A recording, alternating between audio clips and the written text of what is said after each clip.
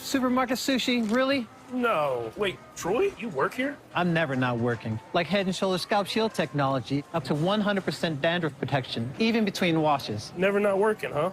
Oh, Troy, you're such a good teacher. Yeah, I know. Never not working. Never not working.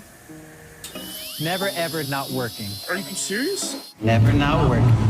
Dandruff protection that's never not working. Head & Shoulders Scalp Shield technology. It's never too early to plant the seed, to share the tradition, and instill a sense of pride in your HBCU with your little ones. HBCU Pride and Joy Children's Boutique helps you share your school spirit with a wide selection of adorable kids apparel and accessories officially licensed from your favorite HBCU. Visit hbcupridejoy.com and follow us on all social media at HBCU Pride Joy on Facebook and Twitter. This is Brian Fulford. A.D. Drew and I are co-hosts of the BCSN SportsWrap. We talk about all things related to HBCU athletics. From the games, teams, coaches, and fan interest stories, we cover it all. You can find our shows on Facebook at BCSN SportsWrap, YouTube at MyJBN Online, and everywhere you listen to podcasts like Anchor, Spotify, Google, and Apple Podcasts. You can also find the show on the Jericho Broadcast Network's app. Make sure to download. We look forward to you joining the conversation and being a part of the show. You're looking for the latest information on Southern University sports, the Southwestern Athletic Conference, and HBCU athletics. There's only one place to go. Tune in to the Carlos Brown Show, exclusively on the Black College Sports Network. The Cuvée Group is a Florida-based marketing and training consulting firm.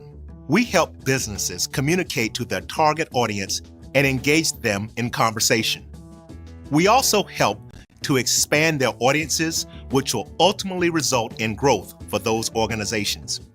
In addition to being a certified constant contact specialist, my colleagues and I are also certified in John Maxwell Leadership Principles. We use these proven principles to conduct workshops, training, and private coaching sessions for individuals and companies looking to take things to the next level.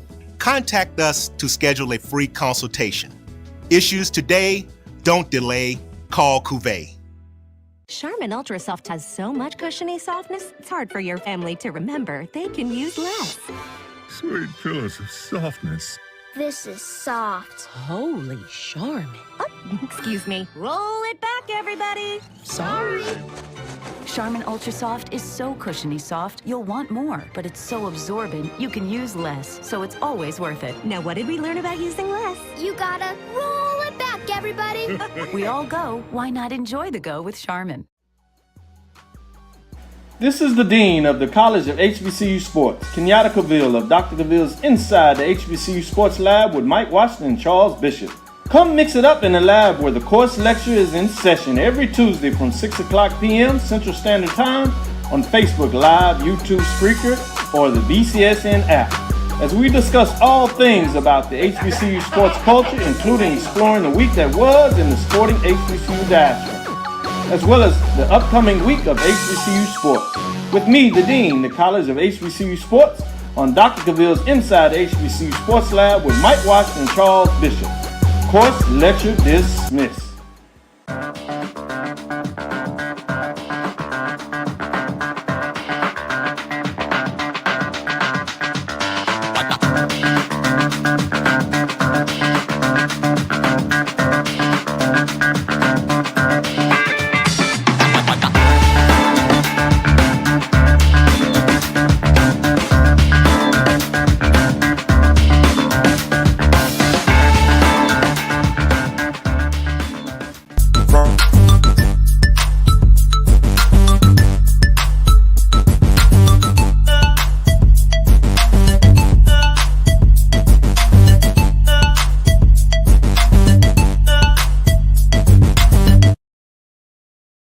Cigars. Visit our website, All right, hello, welcome to the BCSN Sports Wrap. Bryan Fulford here, joined by my wingman for the day, Jamie Walker. Jamie, how you doing tonight? I'm good, B. How you doing, man? Man, I'm great. Wonderful, man. I realized as I was just, I always love to let people in behind the scenes on things. So I realized as I was about to go live, I realized I didn't have the right intro set up. So I was like, damn it. So I had to go with the quick abbreviated rejoin to kind of jump in there and get us going, man. Sorry, those of you who like the normal intro music and all the good stuff. I know AD Drew's watching, and he's like, "Damn, B, you didn't play the intro." I'm like, I look, there's so much going on today, Jamie, that it's like, we're gonna be all right. We're gonna be all right. We got things to say today. So, it's like the sooner we can get into the kitchen and start cooking, the sooner folks can get fed, right? Isn't that how it goes? That is how it goes, man. Absolutely. Yeah. So let me get the standard protocol pre-show stuff out of the way. Thanks to everybody for coming in and joining us on YouTube, Facebook. Those of you who are watching, picking up the Twitter stream, appreciate you. Those of you who are watching, you must have the notifications turned on. I would encourage anybody, if you're following us on YouTube via the MyJBN 1, or if you're following us on Facebook, Twitter, and Instagram at MyBCSN 1, make sure to go ahead and have those notifications turned on. Hit the thumbs up button if you would. While you're in your preferred chat streams, we'll give everybody a shout out here. I see Franklin's coming in. Franklin's coming in early. I don't know about this D.I. Love. D.I. Love, it was a good day. Good day yesterday for the Jackson State University Tigers. We'll talk about that a little bit later. David Garner, hello, how you doing? David always dropping some good information there in the YouTube chat. I think I may have to get David on staff, Jamie, because he's always dropping topics, show topics and notes. I'm like, you want to come work with us, David? I mean, you're doing a lot of good stuff out there. Help us out a little bit. But appreciate you for coming in. Always, Chuck Hunt checking in from Monroe, Louisiana. Chuck, we appreciate you coming in, always coming in on Facebook. Sure. Yeah, exactly, right? So we appreciate him. And then, of course, Mary 305 coming in on the YouTube stream. So let's get it out the way. And look, I told you, David Garner always coming in with the hot topics right off the bat. And so we will start the show with a congratulations for Jackson State's Isaiah Bolden, who with the 244th pick was selected by the New England Patriots. And that was it, Jamie.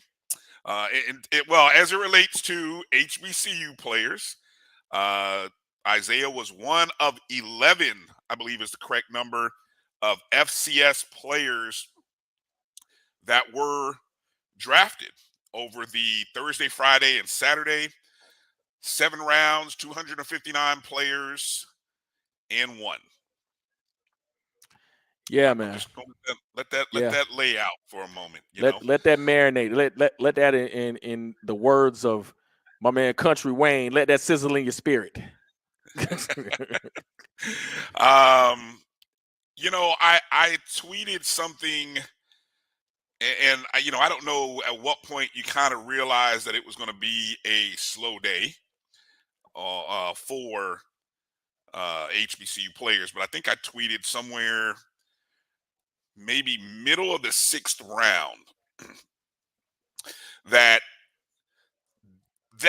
night, that day, was probably more disappointing than the COVID year of 2020, where no players were drafted, or even the 2021 year where 1 player was drafted.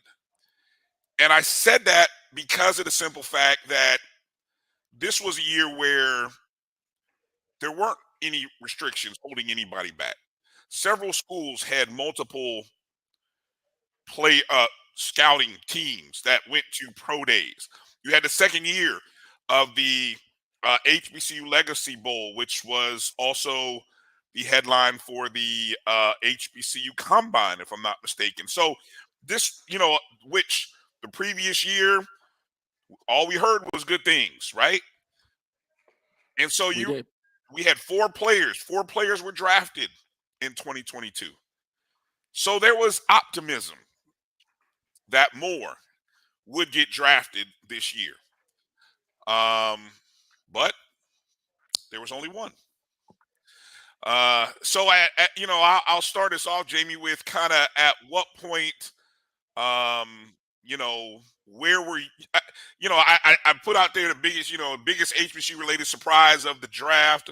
I don't know if we want to start with that particular question or just in general. When did you get a feeling that only one player, or did you have a thought that none would get drafted? At what point did that kind of hit home with you? Honestly, the Friday round of draftees, I thought Mark Evans from UAPB would be the first HBCU player drafted, to be totally honest with you. And because he kind of fit the mold of what the NFL was looking for in general as a lineman. You already had examples of Teron Armstead. You had examples of Ja'Tyre Carter from last season. So I thought he fit that mold of offensive lineman that that absolutely could go to a team, and that early. When I didn't see that, and then I saw a run of offensive linemen, I kind of got the sense then, yeah, this is going to be different. Along with that, man, just, you get to Saturday, and, I had a couple of things to do, but early on I was looking at the draft, and it's just like, okay, there's no movement.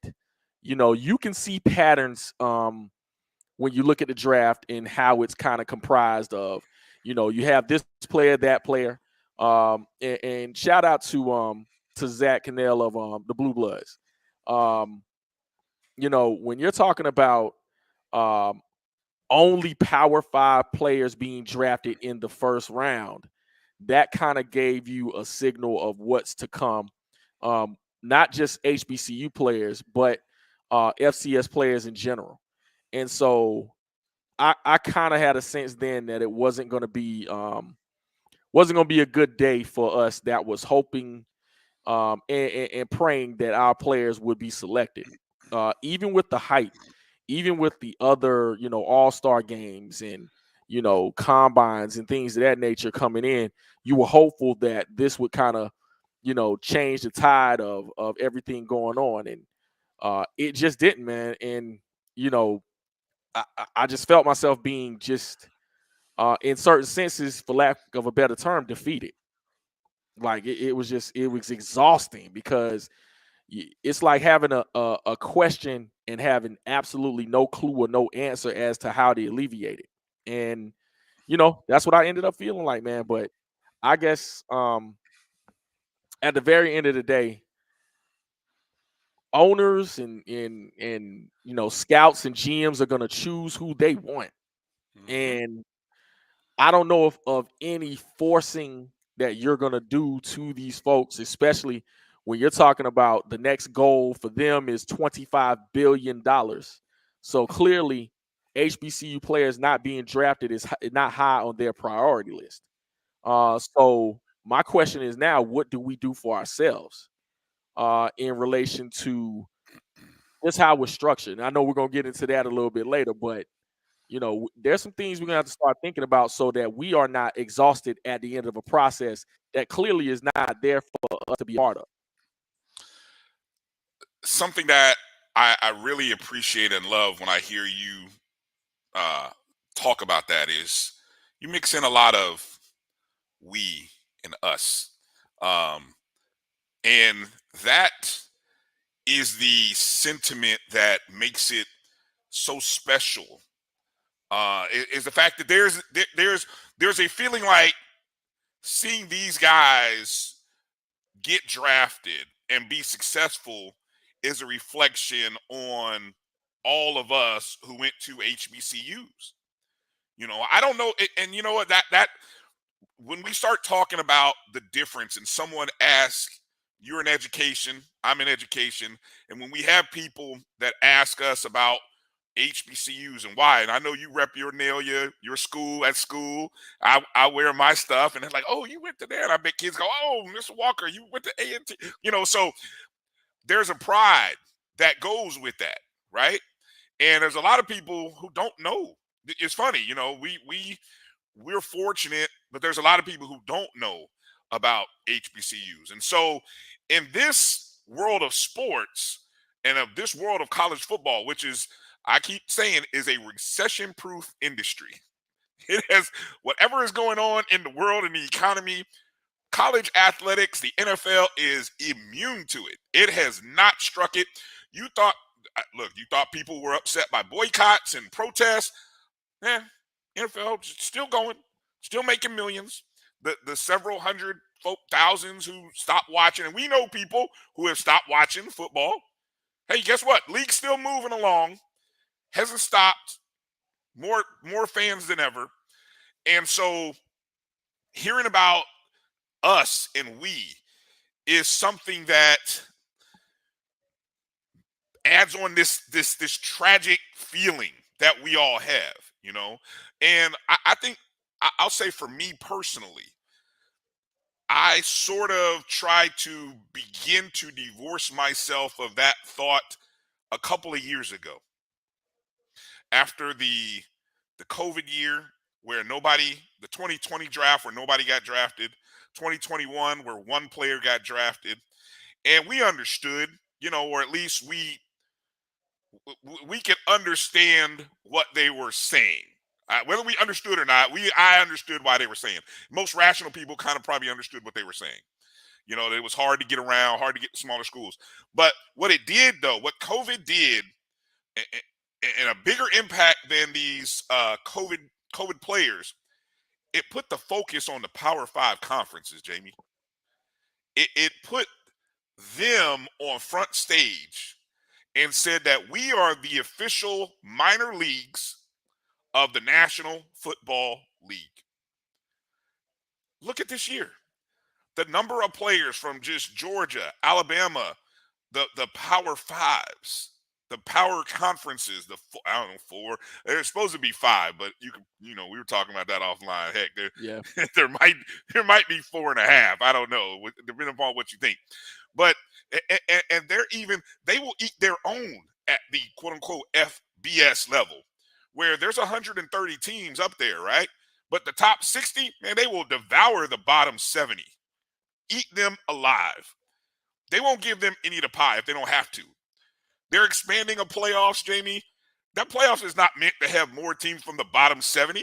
No, that's for more people in the top 60 to get a big piece of that pie. So translate that to the NFL. The NFL has become this. They're looking at the Power 5s as the minor leagues of college football. And so now not only HBCUs, but FCS programs are left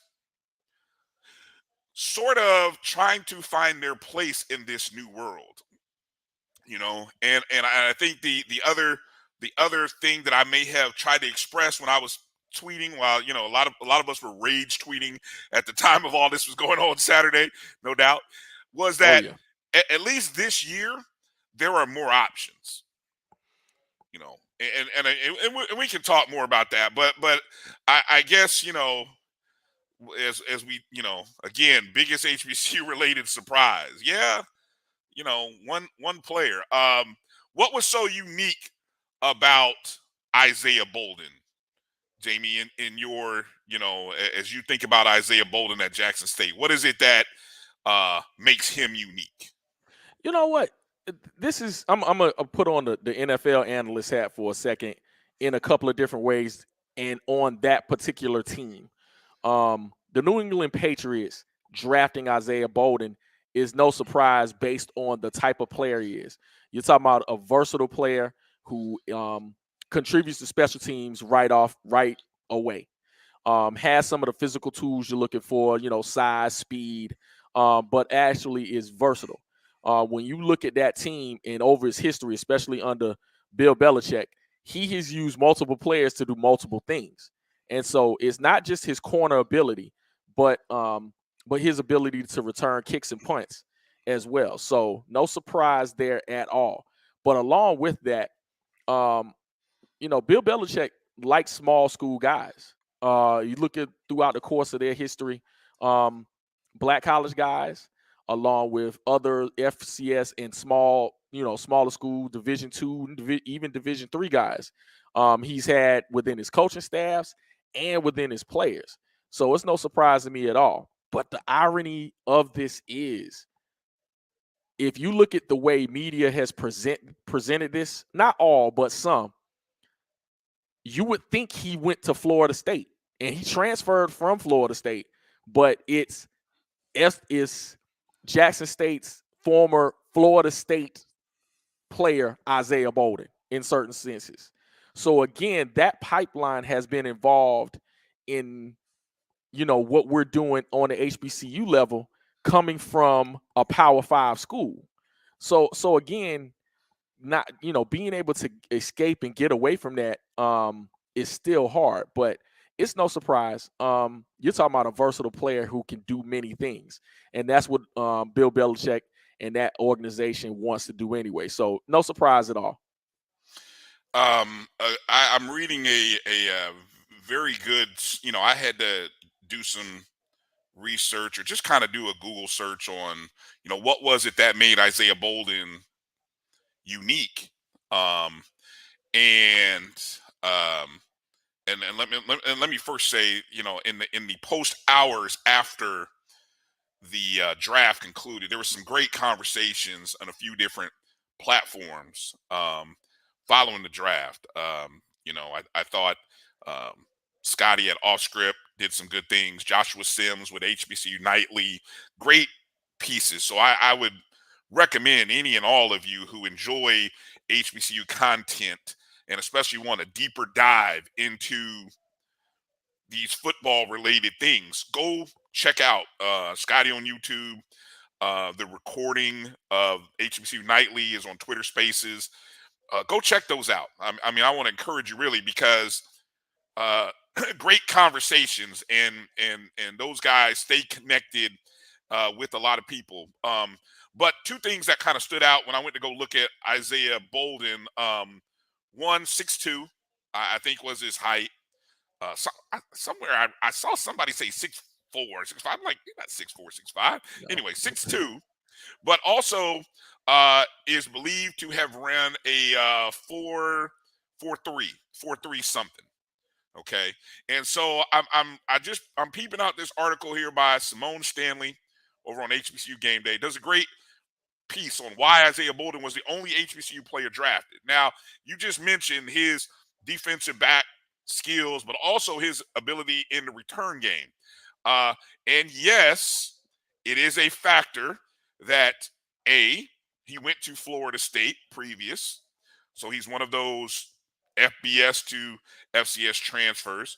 And then also he has a father who played in the NFL, which it is kind of funny because I think that was a surprise to some people, that especially among professional teams. If I recall, hearing one of the guests on HBCU Nightly that, and I don't know if this was KJ Black who had said it this. It was okay.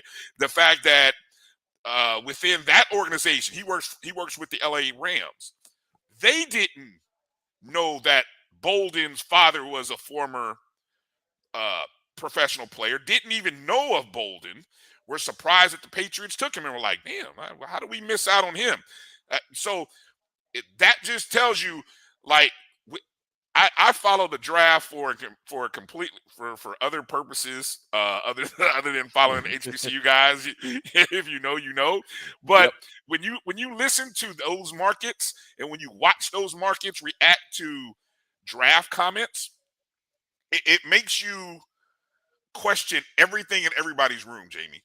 So anyway, it doesn't surprise me. It didn't surprise me that there was somebody who didn't know about Isaiah Bolden, right? But she brings up a good point here in that his versatility, the fact that in 2021 with Jackson State, he led both FBS and FCS in kickoff return average at 36.9 per attempt.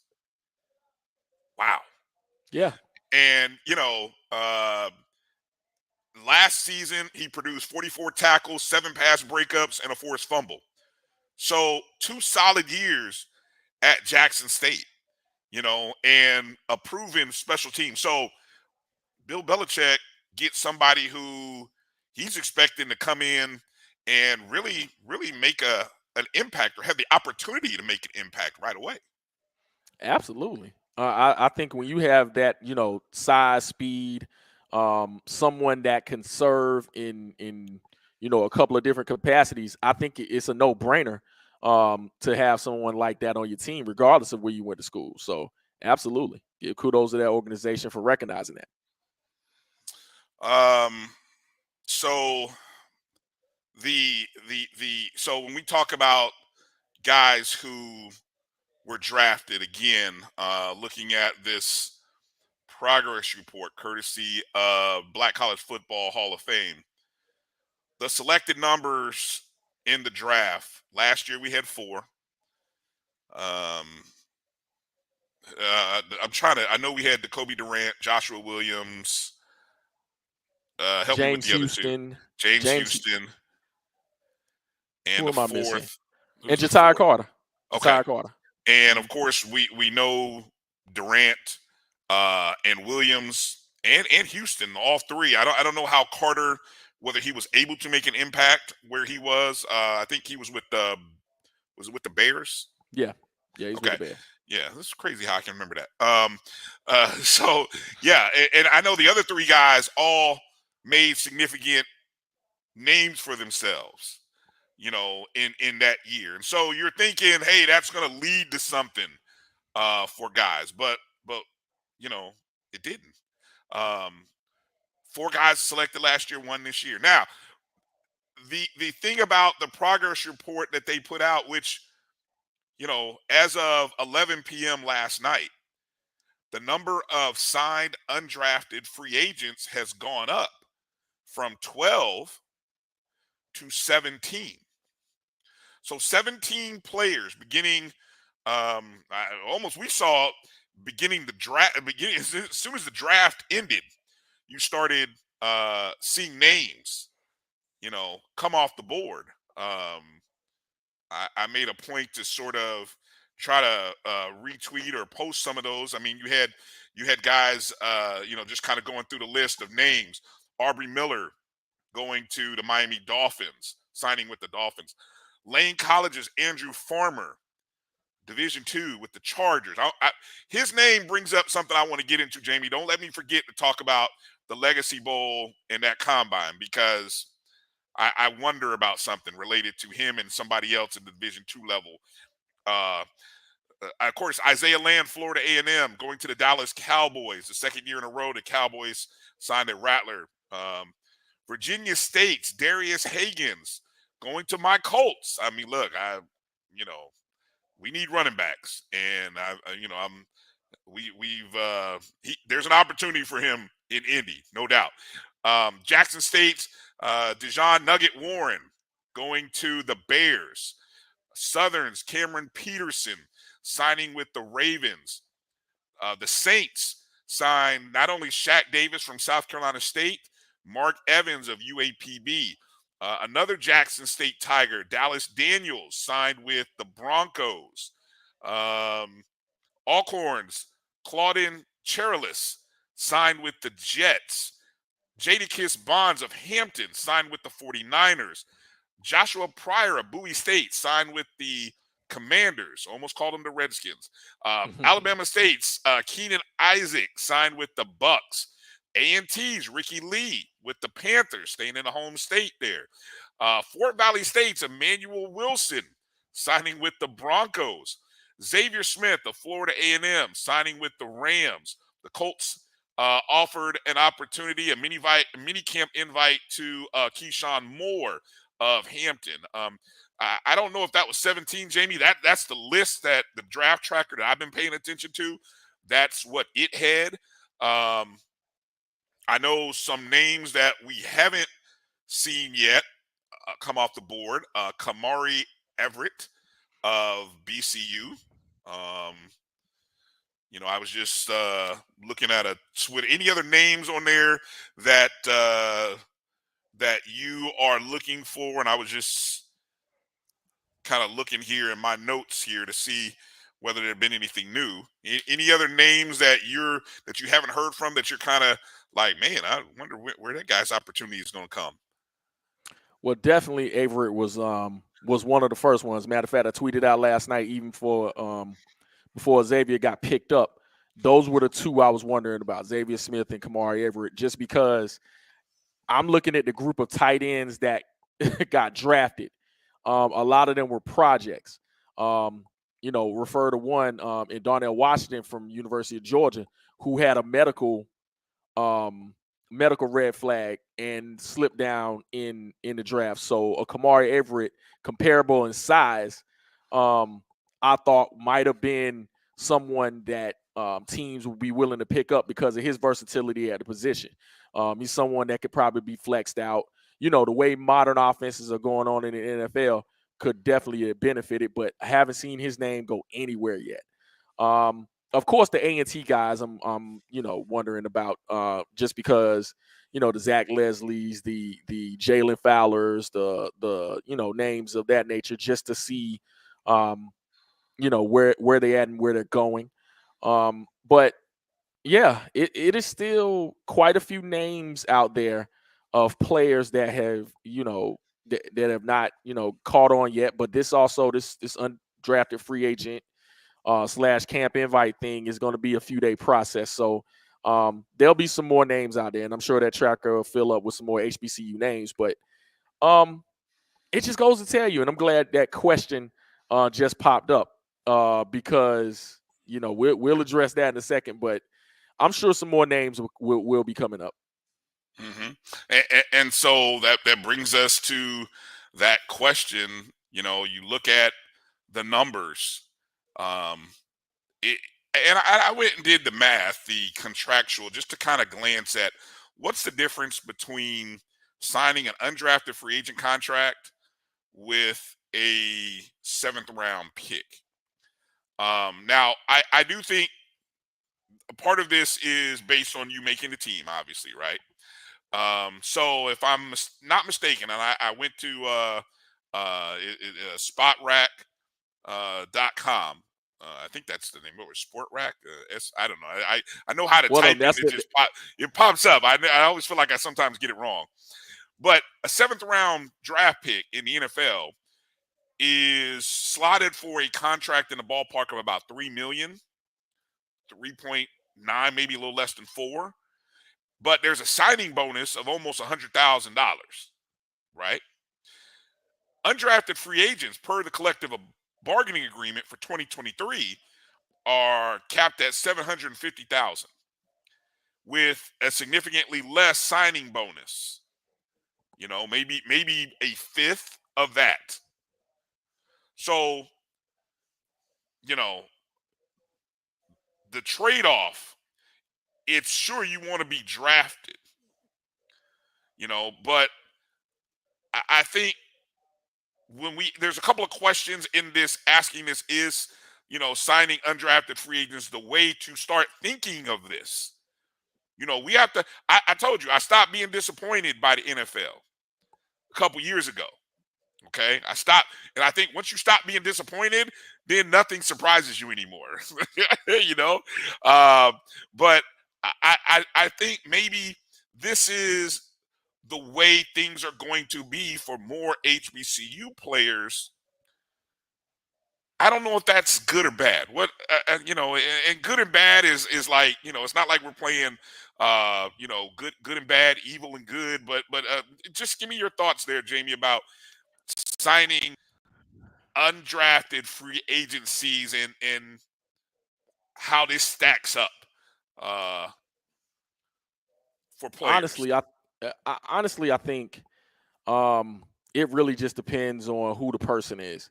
You see the monetary difference already in maybe not so much a little more security, but there are some more dollars there. I think psychologically, when you're selected, that does something for you because, I guess indirectly someone sees your value.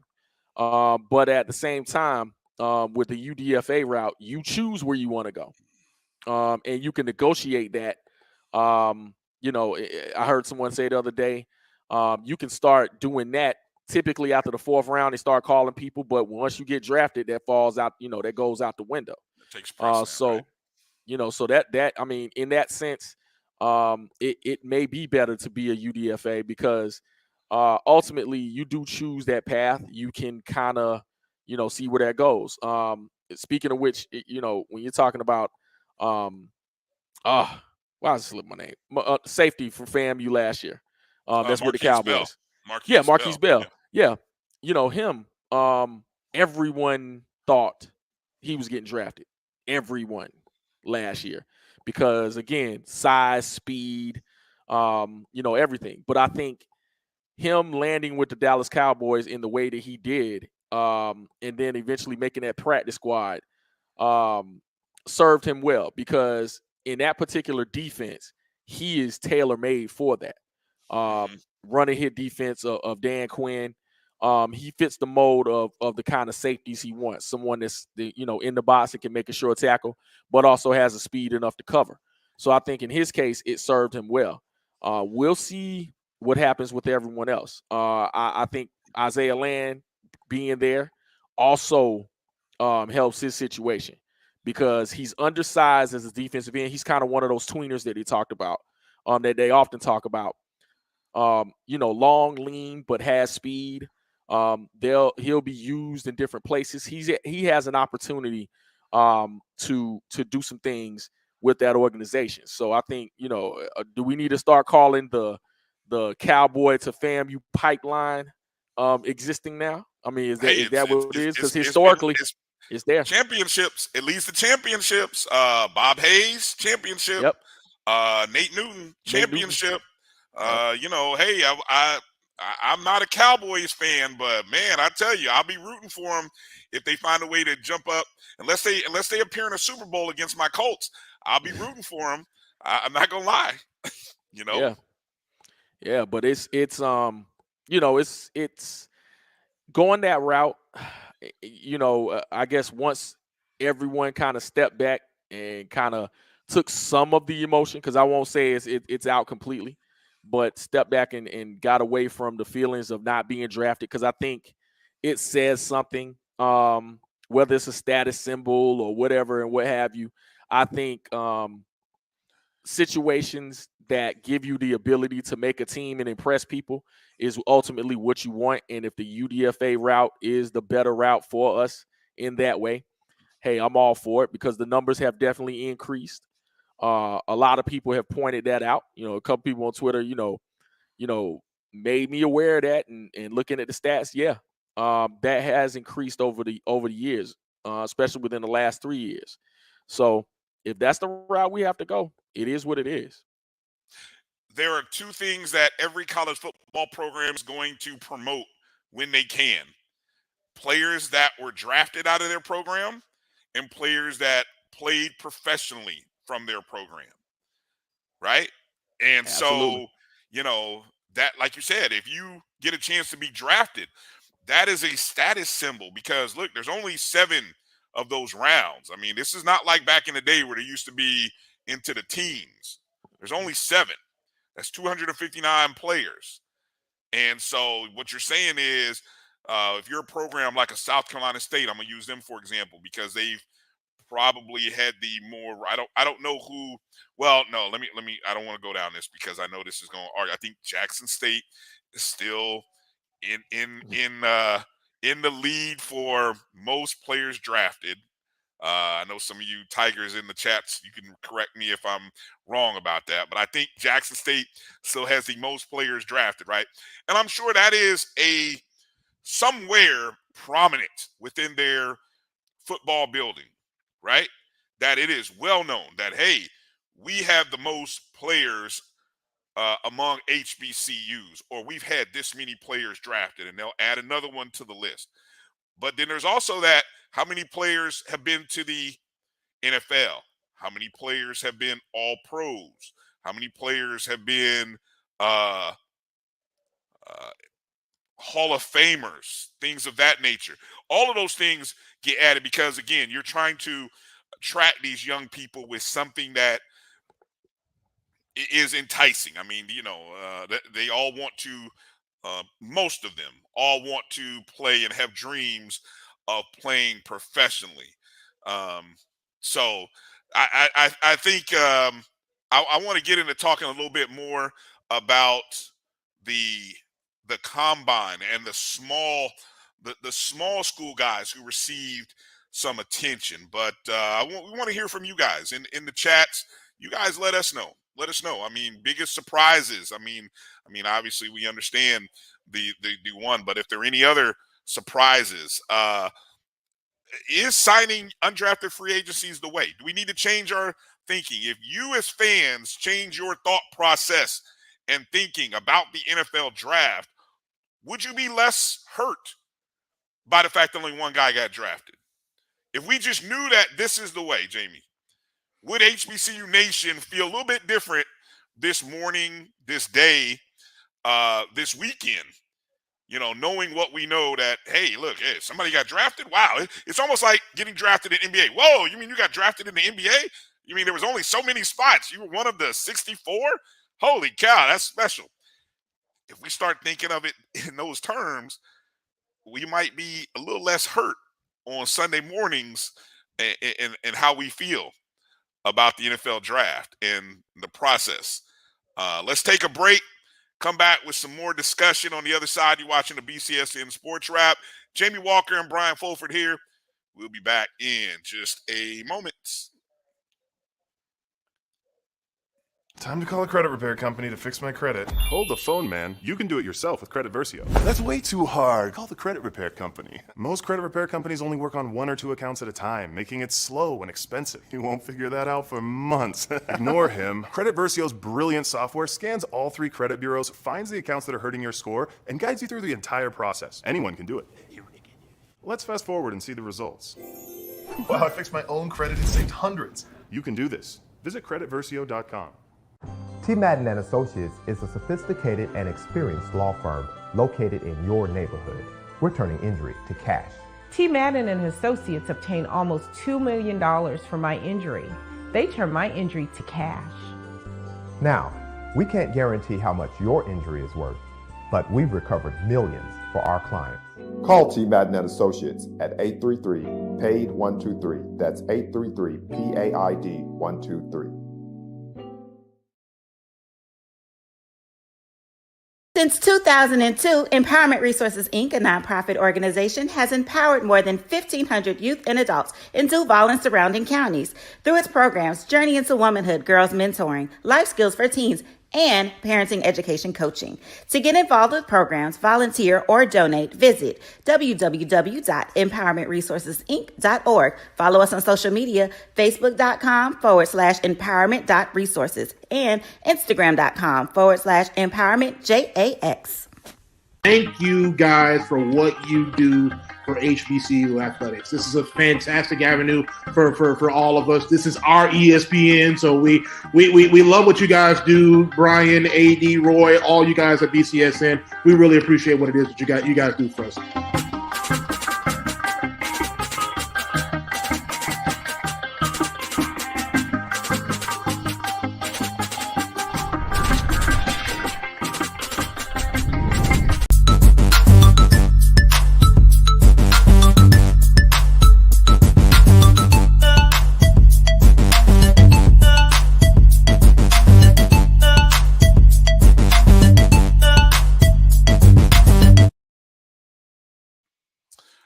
Welcome back to the BCSN Sports Wrap. Bryan Fulford and Jamie Walker here joining me tonight. AD Drew taking care of some personal business today.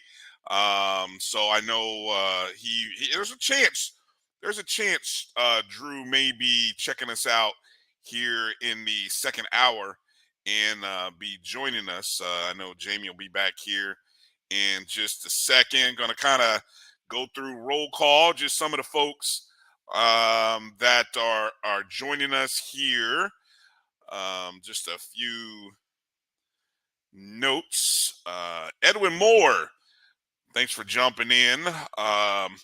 Says, we kind of asked the question in the first segment, biggest surprise.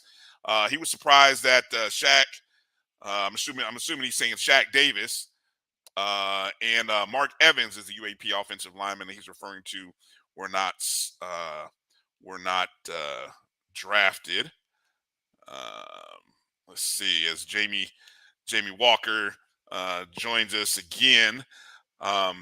Jamie, Edwin wasn't the only one surprised. Doug Williams said that he was stunned that the NFL drafted one player. And I'm reading an article here from Kyle Mosley from HBCU Legends. That's SI.com page there. HBCU Legends is where you can find that. Doug says, I'm stunned. There has to be a lack of representation in the draft rooms for this to happen. Do we have anyone fighting for these young men? He's right. Yeah. He's right to a degree, right? He's not just to a degree. I'm gonna say something that may get me in trouble. Go ahead, get in trouble. Okay. In Aggie Nation, but all right, I'll say it anyway. I was pleased initially with the drafting of Hendon Hooker. To the Detroit Lions. Those that don't know, Brad Holmes, general manager for the Detroit Lions, has that connection with Hendon's dad, Alan Hooker, former Hall of Famer. Is he an Aggie? Yes, he is an Aggie. Okay. Yes. Okay. Wow. And so I was happy just based on the connection, but when it came to drafting actual HBCU players, I think he could have helped that. And now, this is the same man that, drafted James Houston the previous year. So, in that regard, there that is. But worked out for him. Yeah, it did. But this year, not so much. Didn't really see that, and I haven't, been able to see their their UDFA chart yet as far as bringing HBCU players in. So in that regard, I kind of looked at it as half empty, the cup half empty this year. But yes, we do need representation in the room. And I know we already talked a little bit about the spaces from last night in talking about, who's lobbying for who and, what goes on within that and what scouts are actually doing as far as knowing who's available and those connections. But it also comes down to the respectability of our brand of football as well. When you have people that do not even check for who's doing what, that it took, in the particular conversation last night had to do with, the LA Rams and, I didn't know that, Isaiah Bolden's, dad played in the NFL. It coming down to those are the kinds of connections that you needed to even give him a shot was both, head scratching that you didn't have the information, but problematic that that's what it would have had to take for you to give him a look. So the representation has to be there. I know we were going into talking about the Legacy Bowl and HBCU combines and things of that nature, and talking and addressing Doug Williams actually is a good segue for that, because what is going on at this point as far as having which seemingly is greater access to the NFL pipeline, but still having these lackluster results. So it's kind of like, what's the purpose? And I know we don't like to talk about Coach Prime often in HBCU spaces anymore, but you know, I remember he suggested that we didn't need to have an HBCU combine at some point when it was happening. We just needed more players into the actual NFL combine. I can't make that argument against it. You know, Dr. Cavill oftentimes calls Twitter an echo chamber, and I tend to agree with him. So now I don't argue with people for the most part. I mostly say I can't disprove what you're saying or make a cogent argument against what you're saying, so I'll leave it alone. I can't make a cogent argument against what Coach Prime said in that regard, because what has it helped so far? I think the extra exposure is great, but at the same time, I need to see some results of the labor. I will say this about the HBCU Legacy Bowl. Unfortunately, I have not been able to make it in the 2 years. You've gone both years, correct? I've gone both years, and I think it's a great thing. Okay, great. And they've done the sort of the combine workouts, correct? That like at the beginning of that week. And they've had NFL scouts there, right? Supposedly. Yes. And I only say supposedly joking because there was a comment about, you know, the disappointment leads some to believe coaches that are these scouts just kind of showing up at HBCUs just to sort of check a box, or are they actually really scouting and interested? And so I got a couple of things there. I'm gonna go back before we talk about that. I'm gonna go back to the GM with the Lions, the Aggie. This is his second year, correct? Second draft. Okay. Relatively good success first year with the first year. You guys, and I say you guys, Aggie Nation, you even, and I'd love for you to be able to pursue this, and really could probably find a way to make that connection with him. But when you look in those draft rooms, we don't really know who all. I mean, we really don't know who all's in that room. Yeah, we see sometimes the owner, we see the GM, but then there's a lot of other people, director of scouting, other scouts, probably coaches. We don't really know who's in, and so you don't really have an idea of who's listening to whom when those debates are going on, you know. And you know, I know I've heard people talk about wanting to see the draft boards and show some transparency with their draft board.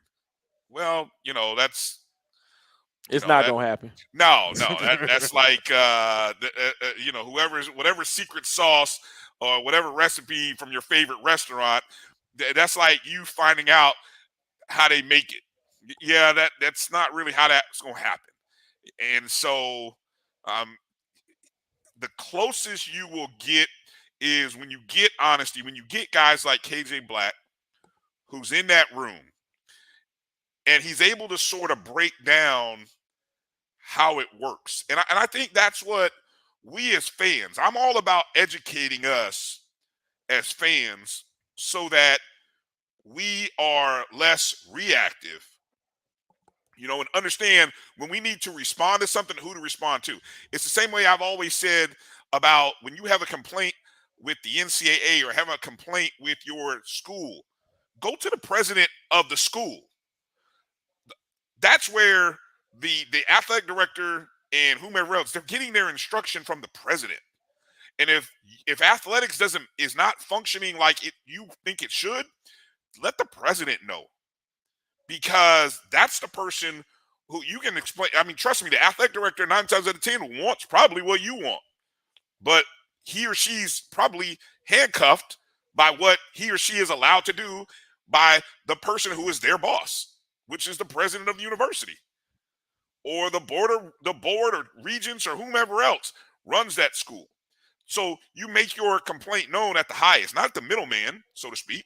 So knowing that room, getting a sense of that GM, and so he went and signed Hendon Hooker, who I believe, Jamie, I could not believe Tennessee Titans, sidetrack here, would draft a Kentucky quarterback when they had a Tennessee quarterback on the board, or should have had a Tennessee quarterback on their board. So first off, hey, that's great. Go ahead, Tennessee. We know who we're beating in the AFC South. We just need to, there's one team I'm hoping we beat more often. We meaning the Colts. But anyway, so I thought they get Hendon Hooker, whose father, a legend at North Carolina A&T. So you see those connections and ties display itself there. But we got to find out how the process works. Who's advocating for whom? We heard last night KJ Black having to advocate because he is in charge of receivers. He knew the value of Xavier Smith. If KJ Black is not in that room, do you think Xavier Smith gets drafted by the LA Rams? No, absolutely not. And it speaks to what Doug Williams was talking about as far as the representation that you have in each of these rooms. Some more diverse than others. KJ Black gave us so much insight last night in that spaces. I stayed on there about an hour and a half, almost 2 hours, and it was truly insightful on our programs. Yes. What the NFL wants, what their expectations are, what coaching in our leagues has to do to catch up on it, even down to nutrition. It literally gave everything. It gave the blueprint on certain things that goes on with our programs that we need to improve upon as alums. I also want to address Detroit as well, because I'm not saying at all that their diversity has not been top notch. If you look at that staff from top to bottom, Dan Campbell, white guy, but he has been intentional about diversity. Former players are coaches on that squad, so they have been diverse in that manner. Even down to the drafting last year, you can see, who's picking up who. But it's just more so this year was maybe a little head scratching in that you used seemingly those relationships to draft, someone you knew based on the school affiliation, but not an actual player from the HBCU ranks. So I think in that regards, I can understand how people may be disappointed in that way. But, when you're talking about representation in that room, again, when you're talking about KJ Black being part of that LA Rams organization, no, Xavier Smith doesn't go to that organization without it. And he understood Xavier's value and what he brings to the table. He talked about, Xavier being undersized, but having his catch radius up there where it has NFL value. When you're still talking about, as much as we talk about the NFL Combine being the underwear Olympics, it is very much a height, size, speed type deal where we may not think is necessary. These are what these coaches look for, coaches and GMs and brain trust in general. So it took a KJ Black knowing and being able to research, but also just, again, knowing what those players are and who has the potential to be able to make an NFL roster based on what they bring to the table within those parameters that NFL teams are looking for. And the GM of the Lions has to be smart enough. Now, he made the investment of offering James Houston a pick with the 7th round of last year, right? Which was an opportunity for him to earn, a few $1 million, nice signing bonus, has a chance to, continue. But he's also a nice shot. I mean, he's a legit. I mean, look, James Houston is legitimate in terms of size, speed, skill. I mean, as much as we rave about Aubrey Miller of Jackson State, and I hate to compare Jackson State linebackers here, but James Houston, there's no compare. I mean, many people thought that James Houston, as good a season as Isaiah Land had, many people thought James Houston was just as deserving as the Buck Buchanan Player of the Year award.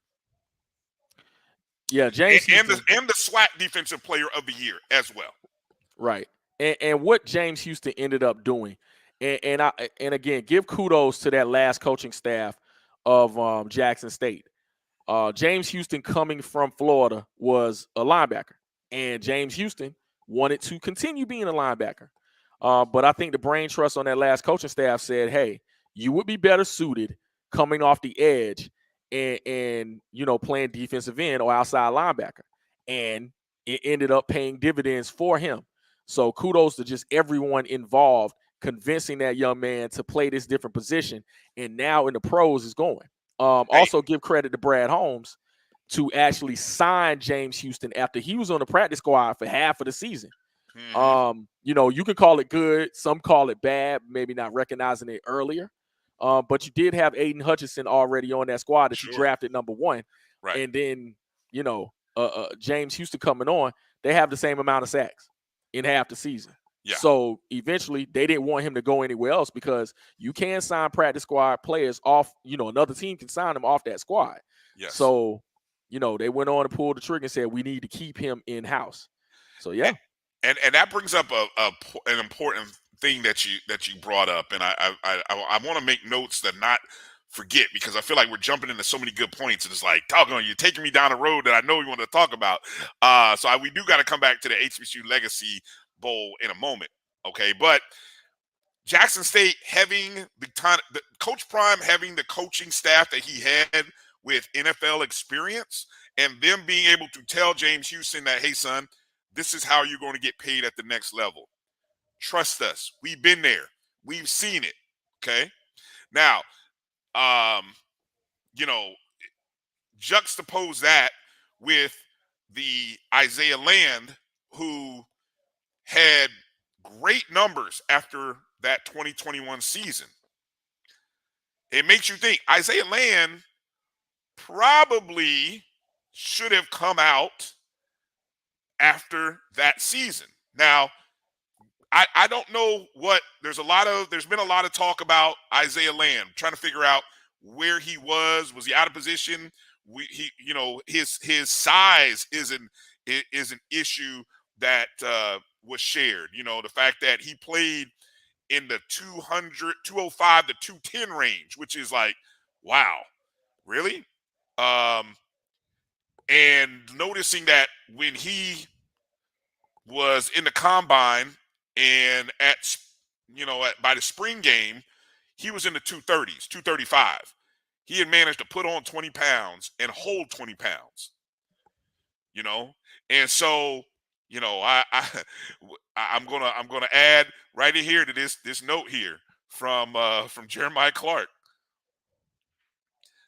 Man. The player development aspect that KJ talked about, nutrition, strength and conditioning, play call processing, route running, being able to accept a position change of saying, hey, you ought to play this possession or this position, because this is where your best fit is at the next level.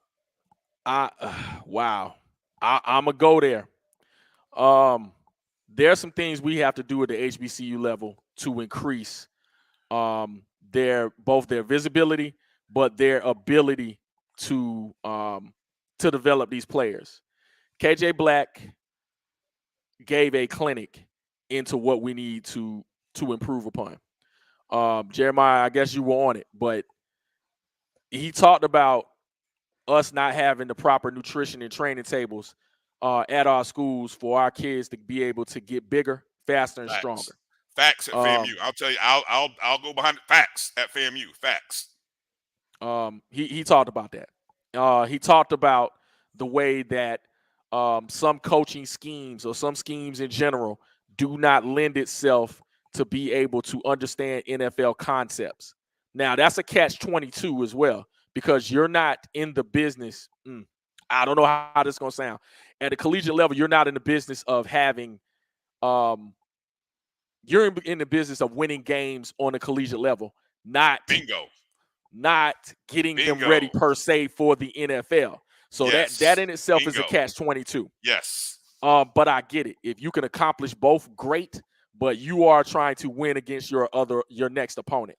You're trying to keep a job. Coaches are trying. The Exactly. head coach is trying to keep a job because he's asked to win games at that school, not necessarily get guys drafted. He's asked to win games, win championships. Hey, if you can get guys drafted, that's great. But we want guys to win games, win championships, and graduate. I bet you that's the first three, and I may have the order wrong. Who knows? Depending upon the school, the order may be different. But that's the three mandates I bet most coaches have put on them by their AD. Go ahead, Jim. Absolutely. And I think, he even talked about some nuances in route running, being able to, catch radius is something he spoke about. He spoke about being able to adapt to terminology, being able to talk about that terminology in an intelligent way, being able to actually have football knowledge, to be able to be aware when, for lack of a better term, live bullets are coming at you or you're actually in plays, being able to adjust. He talked about so many nuances when it came to actual football and he said it kindly, but I'll just keep it 100. He said there are programs that are not adequately equipping our players to be able to do that on the next level. And it was eye-popping. It really was. Because when you're talking about, why some of our kids are not getting drafted, they're either getting drafted based on the potential, such as a Joshua Williams, who's 6'2", 210, 215, that can run and backpedal and things of that nature. So you'll take a flyer on him because you feel like your coaching staff is in the business of being able to train him enough to be able to be a productive player in your system. But otherwise it goes with pedigree to some degree, or just some feature that you have that you cannot coach or teach. It is God-given. So he covered all of those. Yeah, those intangibles that you just simply cannot coach. And it was a real conversation. And I'm glad because he's been on both sides of that world. And to be able to know and to feed that information back to our institutions, we have some growing that we still need to do. We have some things we still need to put in place to put our players in a better position to be able to do all of those things that he's speaking of. And this is not just, an HBCU thing. It's an FCS thing in general. So don't just, we're not taking shots at our institutions, but those are the institutions I care about. So we're gonna keep it. We're gonna keep it there. We've talked about the need to improve our facilities and resources, and we've talked about, but you know where we've talked about this from? The front end, getting guys to come to our school. We've never really, up until maybe now, maybe I missed it, but I feel like having insight, we may start talking about how it affects the back end when guys leave. Now that you have more professional leagues now, besides the NFL, but you have the XFL, you have the USFL, you have CFL's always been there.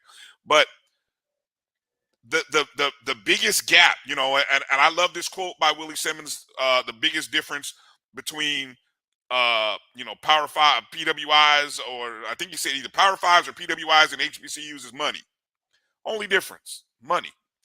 And what a school like, I hate to compare a school in a bigger conference, but how can I do this? Okay, another school, a Power 5 school to an HBCU is that they all of those things that we talked about, Jamie, all those things that KJ Black mentioned that they have all that covered in their staff because they have the resources. They have all of that covered because they're running little mini franchises. Doggone it, those are organizations. Those are mini NFL teams. That's why you see the funny memes about Georgia and Philadelphia. Georgia has like a handful of Georgia football players now. It's become like a minor league. Georgia's become like a minor league program for the Eagles. There's a reason, because Georgia has the ability to invest. Now, obviously, you got to scale that a different way. And I'll say one thing, because as we talk about, I know I see a comment here from EA, and I'm just going to put it up, talking about about the pay for coaches. I'm gonna disagree with you getting what you pay for, because of the fact that there are great people making less than what they deserve, and their income and what they're getting, all of that is different, and it's no bearing on a guy. Trust me, a guy who's making, look, there's some crap offensive coordinators, crap DCs that are making $200,000-$300,000. There are guys who are maybe only making $40,000-$50,000 that are pretty doggone good with doing a lot with very little. So, and you that's a broad statement, but I reject that notion that you get what you pay for. Now when it comes to keeping and maintaining, yeah, that's one thing. Yeah, you want to maintain a coach, you got to pay a coach, because trust me, the guy who's the hot, I don't know, Jamie, give me a hot assistant coach from an FBS that's moved on somewhere. Other than KJ Black, who's moved on.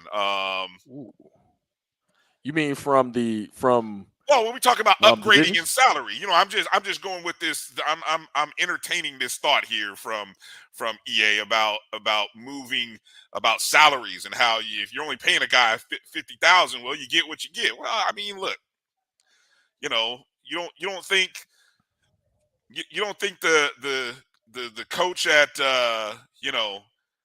North Carolina Central, you don't think he's working towards something? I know that's his alma mater. You don't think Coach Oliver's working towards something? Hey, he went as much as said so. Like, I know he was joking, but I think it was tongue in cheek as well when he talked about, Colorado was getting, paying Coach Prime $5 million. He said, "Hey, I just beat him. Basically, hey, I can do it for a little less." Hey, if he wins another Celebration Bowl, you best believe somebody will be coming his way with some kind of salary. So let's not do that. Let's not do the whole, you get what you pay for, because there are some good coaches out there. Just hell, we're teachers, Jamie. We're worth more than what we get paid. I know that much. So every industry every industry has underpaid people, and every industry has overpaid people. Let me put it like that. Amen. Yeah, preach. Hey, let's do this. Let's take a short break. Come back. Finish up. But there's a lot more to talk about on the other side. So you guys hang in there with us. Jamie Walker, Bryan Fulford here on the BCSN SportsWrap. We'll be back in a short 2 minutes. The Cuvée Group is a Florida-based marketing and training consulting firm. We help businesses communicate to their target audience and engage them in conversation. We also help to expand their audiences, which will ultimately result in growth for those organizations. In addition to being a certified constant contact specialist, my colleagues and I are also certified in John Maxwell Leadership Principles. We use these proven principles to conduct workshops, training, and private coaching sessions for individuals and companies looking to take things to the next level. Contact us to schedule a free consultation. Issues today, don't delay, call Cuvée. This is the Dean of the College of HBCU Sports, Kenyatta Cavill of Dr. Cavill's Inside the HBCU Sports Lab with Mike Washington and Charles Bishop. Come mix it up in the lab where the course lecture is in session every Tuesday from 6 o'clock p.m. Central Standard Time on Facebook Live, YouTube Spreaker, or the BCSN app, as we discuss all things about the HBCU sports culture, including exploring the week that was in the sporting HBCU diaspora, as well as the upcoming week of HBCU Sports. With me, the Dean, the College of HBCU Sports, on Dr. Cavill's Inside the HBCU Sports Lab with Mike Washington and Charles Bishop. Course lecture dismissed. From novice to aficionado, find yourself here. High quality cigars plus personal customer service. Slow Burn is Waco's only mobile cigar lounge, featuring a meticulous, curated collection of premium cigars. Visit our website, www.slowburnwaco.com. That's www.slowburnwaco.com.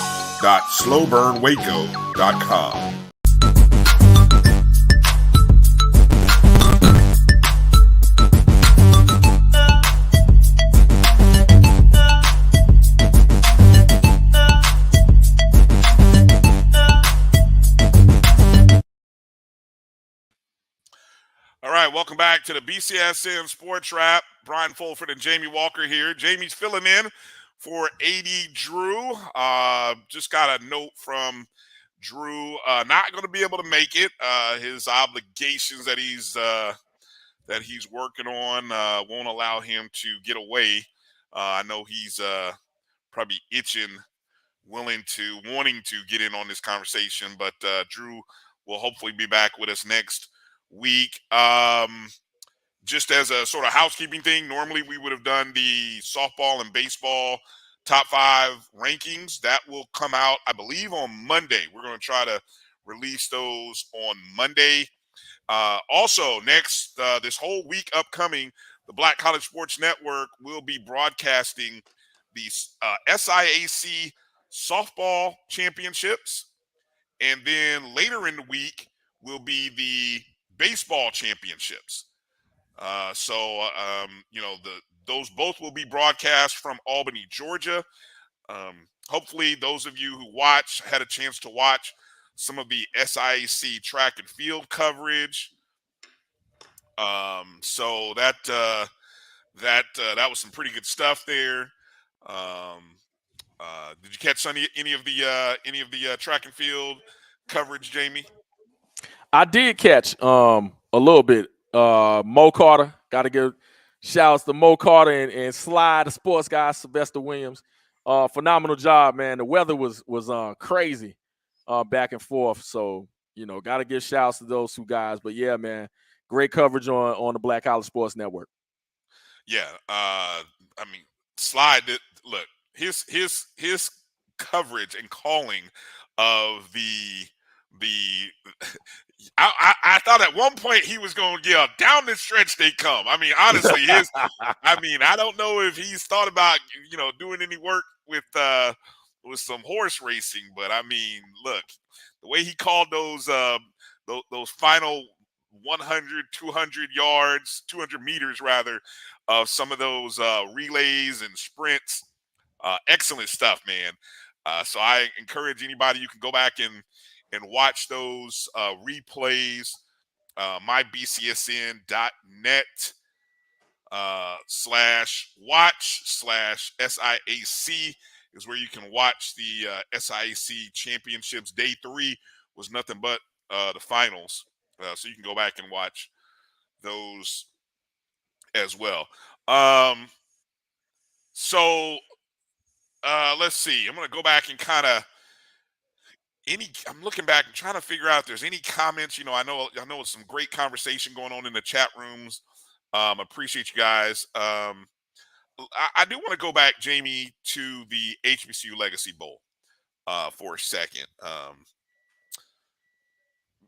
because I think it was a question that definitely came up, and it's a question that we got to answer about the HBCU Combine, and does the HBCU Combine and Legacy Bowl matter? I think those are significant questions that you have to ask. And I say that from the standpoint of I think the Legacy Bowl, when I look at some of these names that were signed, and you tell me if I think in terms of names that were signed, undrafted free agents, played in the Legacy Bowl. Xavier Smith played. I'm not sure if I think Emmanuel Wilson actually came out. Or did he play in that? He did. He Okay, did. Yeah, okay. he did Fort play in Valley it. State's Emmanuel Wilson. How about Ricky Lee? Ricky Lee did. Yeah. Okay, Keenan Isaac. I'm not sure. I know Joshua Pryor did. Mm-hmm. J.D. Kiss Bonds. He did not. He did not. Okay. Claudin Cherilus from Alcorn. I'm not sure. Dallas Daniels, Jackson State. No. Shaq Davis, South Carolina State. No. Mark Evans. I don't think Mark did. Okay. I know Darian Higgins of Virginia State did. He did. I don't recall. I don't think Isaiah Lamb play in it? I don't know if he did or not. No, he didn't. He didn't. Andrew Farmer of Lane did. Aubrey Miller of Jackson State. I'm not sure he did. No, he didn't. Yeah. No. So I mean, there's a so probably half of the players that signed undrafted free agents played in the Legacy Bowl, and so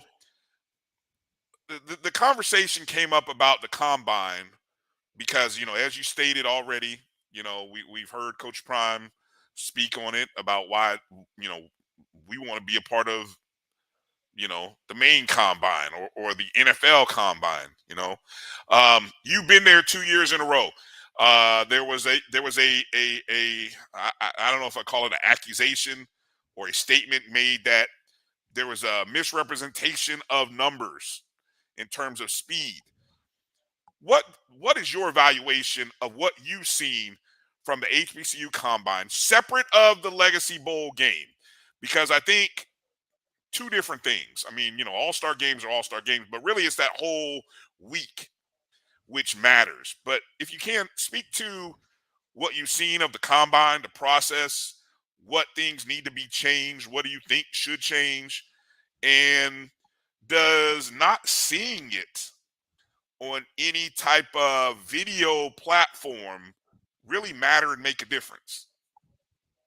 That follow-up question, or that second question, was great, because I think it does add something to it when people are able to witness this.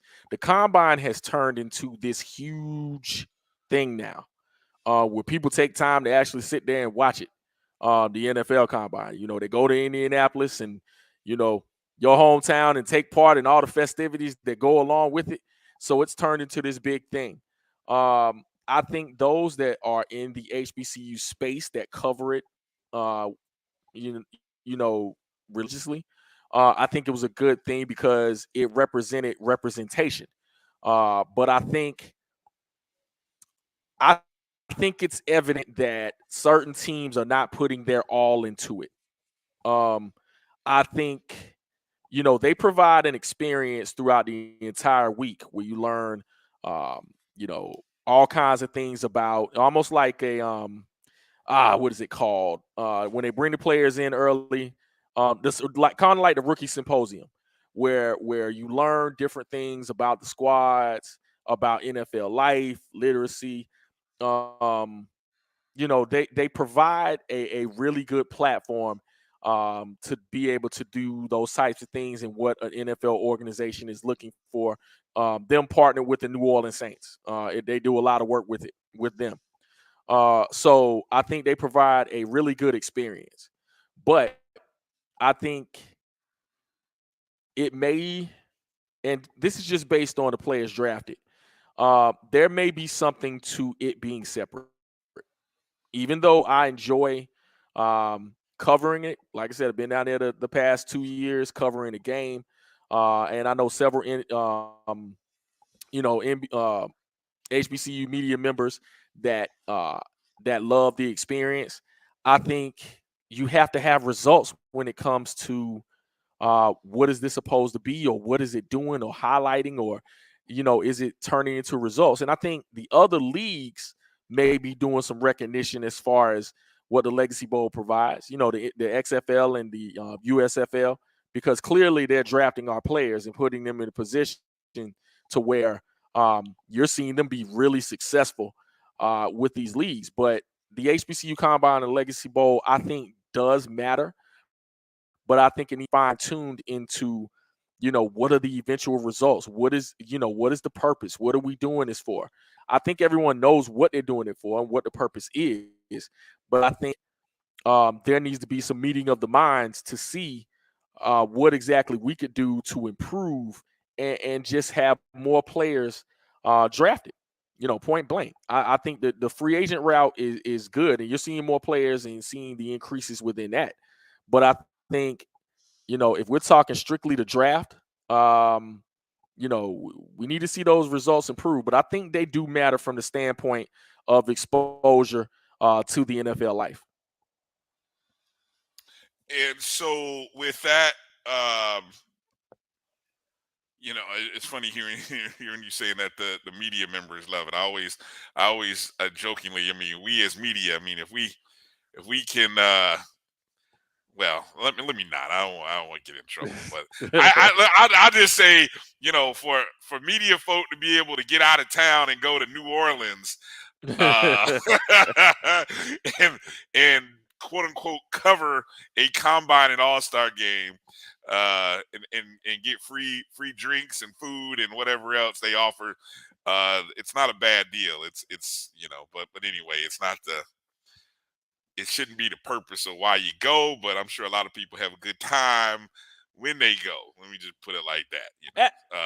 Absolutely. I mean, look. I'm not gonna. Hey, and it's that close to Mardi Gras as well. You do have fun in the city. Listen. Hey, me and the wife went. We left the kids and stuff here. It was a perfect situation. I was able to go to Tulane, look and cover the game and all that. She was able to go shopping. It was a beautiful deal. I'm gonna give that side of it too. But for the matter of it improving, NFL draftees, that has yet to be determined. And I think there's some things they can improve to do that too, because I think during the time it's actually given, there's been some talk about this, and I'll go into this as well.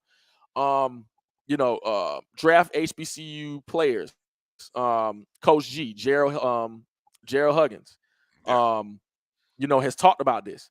You addressed how many players were there and weren't there. Some of your top name players were not at the Legacy Bowl because they were on other all-star games. Right, good point. And so Great point. When you're talking about, that can also be a factor. Even though they were at, let's say they were at the recent Senior Bowl or whatever, they could not be, there wasn't full strength at the Legacy Bowl because there were other obligations to other games, and playing those amount of games, of course, increases your chances of getting hurt. So, some people that were, players that may have been recognized by, NFL scouts and, saying you need to play in this recent Senior Bowl game versus maybe this other game. I can't knock a player for trying to choose the best route to tell if that is their eventual goal. So yeah, that was some of those things involved as well. And factoring in who played or who plays in the Legacy Bowl.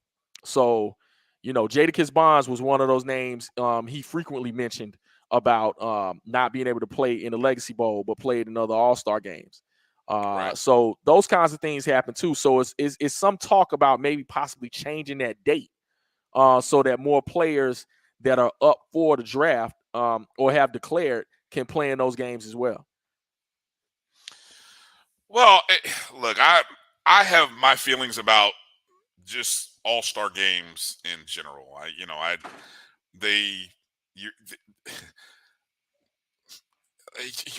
Because what's the worst thing that I always think about when I watch those games is the guy who potentially might get hurt. And I know, look, you can get hurt in workouts, you can get hurt just in life. So I'm not going to get on here and be that guy that says, oh, you shouldn't play it because somebody get hurt. I'm not going to do that. Right. I think there is it'd be great to move the date. I mean, look, the draft isn't until the end of April. I mean, moving it into March, I don't know how how logistics work or how logistically better that is. I mean, obviously, you start moving into pro days and things of that nature probably towards the middle to late end of March. So maybe I don't know, but I think you're trying to set a calendar based on when you can get people to come. Now, I do think if you can't look, I don't understand the whole look. The secrecy thing is what always kills me. Because trying to find out information. Look, there are so many platforms, Jamie, you and I are a part of, other people are a part of. We want to know. We want to be able to look.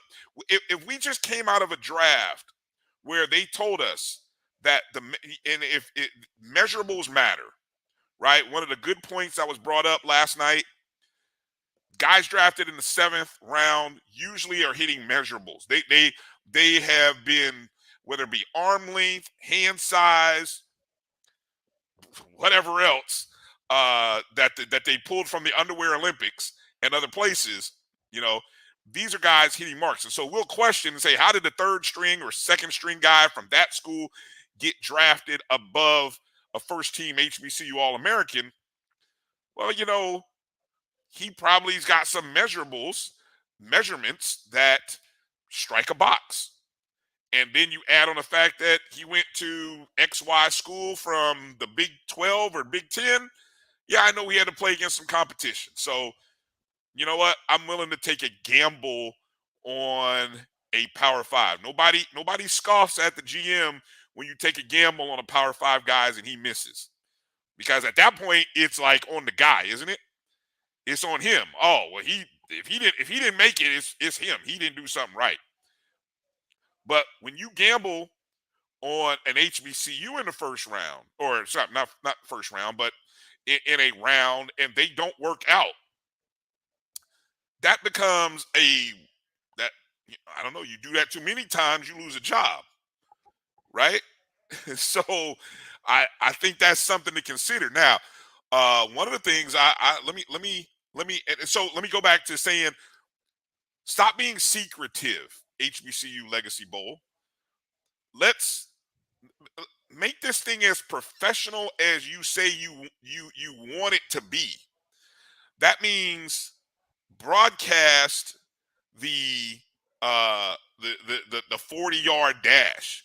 Even if you don't have the great technology like you might see on the NFL Network that can run it consistently, at least have it broadcast so people can see it. I mean, hell, everybody can watch it and pull their own stopwatch out and do a measurement. I don't know, whatever. Technology is great these days, but at least we can see. Let the guys do their jumps. Let us see the numbers, publish the numbers. Now I know that cost, that's a cost. That's a cost. Okay, so for a fledgling league, but I think that's the next step for the Legacy Bowl to continue to grow.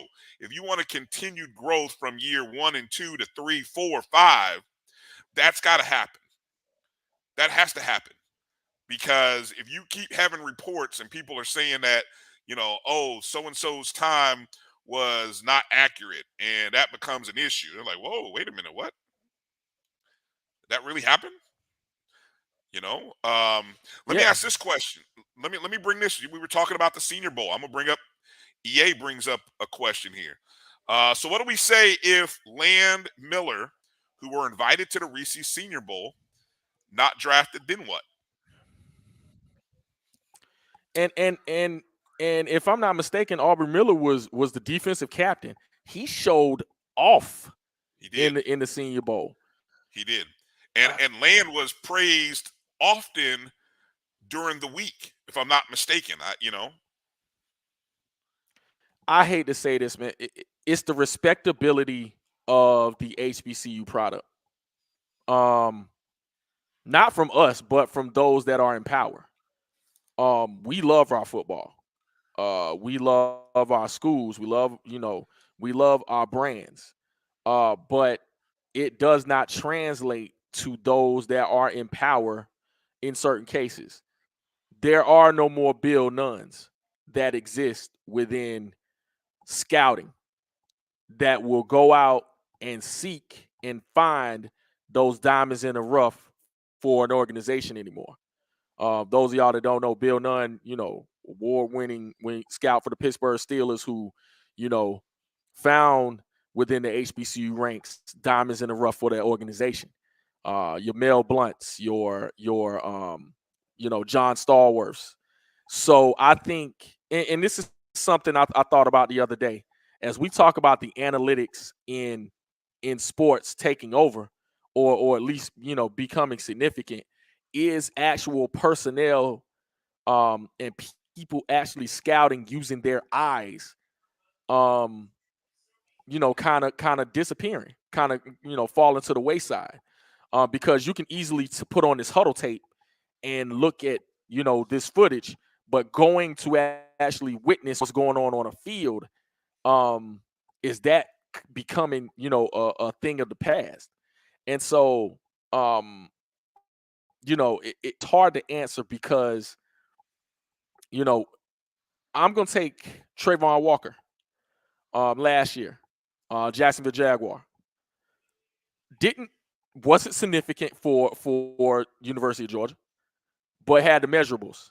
And somebody said, I'm gonna jump up and I'm gonna draft this kid. Where is that within our ranks? I know Joshua Williams was one of the cases I talked about earlier, who has the eye-popping measurables. But you saw throughout the draft those that, okay, I don't play for this conference, I don't play for that conference, but I see this potential maybe going on just based on affiliation. There's a whole lot of people from Power 5 schools that just simply based on affiliation got drafted. You saw a bunch of those cases, and you put on the tape, and it wasn't necessarily the most flattering. Kind of back and circling back to what you talked about, they're very kindly to our brand of football, and it translating to the NFL. I don't know what to say about that because based on their biases, there are some people, and I'll say this, regardless of skin tone, who think the HBCU product is. You can take that for what you will, but I firmly have players that can play on the next level. Is it as abundant as maybe Power 5 schools are concerned? Probably not. Y'all are taking all the talent. You have those numbers up there. We are schools that were in place when you wouldn't accept us. So at the end of the day, you can't talk about our product without talking about the history within it. So again, it's the respectability on the HBCU product, I think, is more of a factor than anything else. Because we can do everything. We can do backflips. We can, do whatever somebody requests us to do, if given the opportunity. But if you don't see our value within the product, you're not gonna draft draft our players anyway. Right. And that's why it's very important to. There are organizations who have.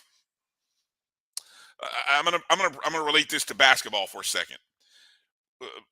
The San Antonio Spurs made a living off of the development and scouting internationally. Won several championships because of it. And we knew every year in the draft that, the Spurs are probably going to find somebody international, and because that's what they do, right? You knew they were going to spend at least one of their 2 or 3 draft picks on an international player, and who knows, that guy is going to somehow come to be some heck of a player that we never heard of and probably wasn't on the board for several other teams, right? Why? Because they put an investment in international scouting, probably off of belief that the basketball or brand of basketball that they wanted to play for their organization is better than what it is in the States. So that being said, with football, there are 32 teams, all with different philosophies. And when you go look at the draft, there are organizations. I heard this said, I believe Scotty said this about the Cowboys, and that draft philosophy, and I could be wrong here, but I mean, I hope I'm stating it correctly, that they're looking at Power Five programs, you know, and they're going to draft players with the 7 to 10 draft picks that they have. They're going to go after Power Five players. Okay, unless it's somebody who just really stands out as a non-Power Five, right?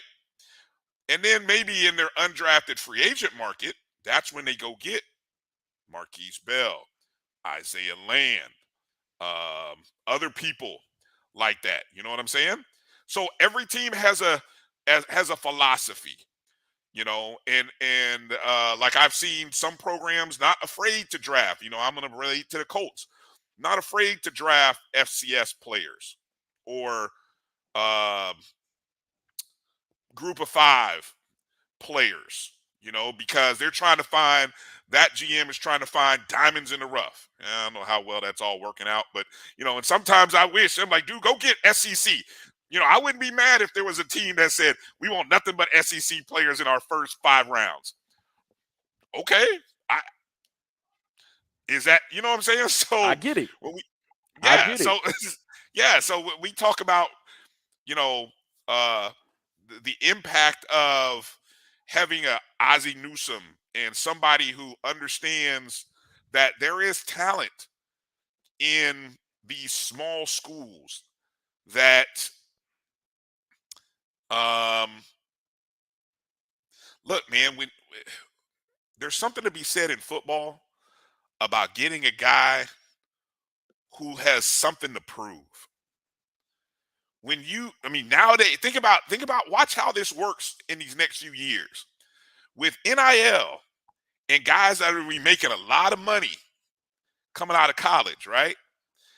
I will not be surprised if you see GMs, if guys don't work out in their first couple years because they're not as hungry, because, oh man, I made 100, 200,000 in college.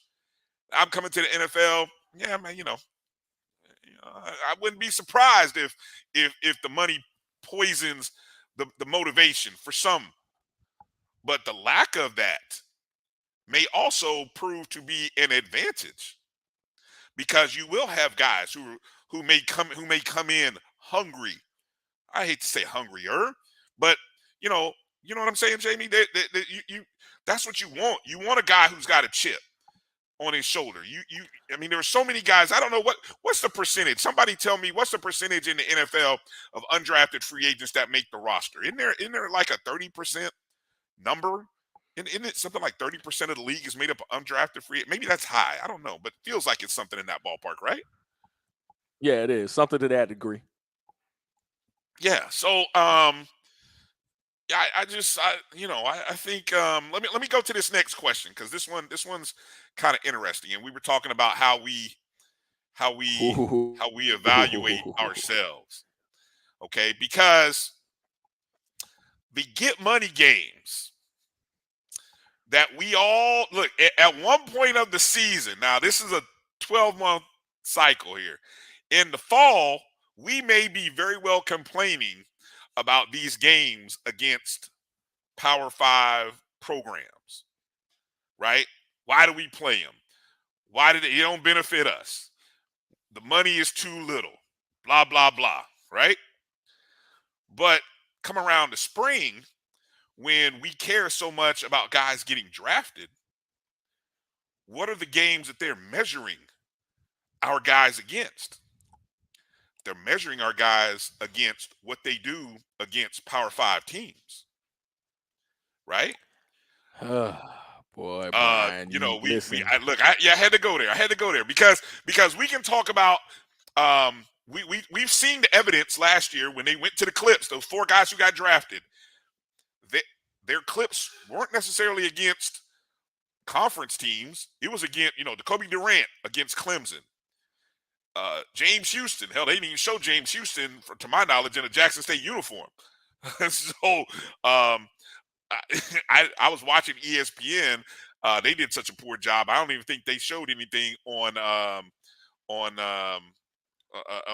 young man who got drafted this year. I don't. Jesus. Isaiah Bolden. Thank you, Isaiah Bolden. Yeah, I'm Isaiah like, Bolden. got so many names in my head. So you know, that's just that. So would Isaiah just a man? Isaiah Lamb was the opportunity to play against North Carolina was taken from him.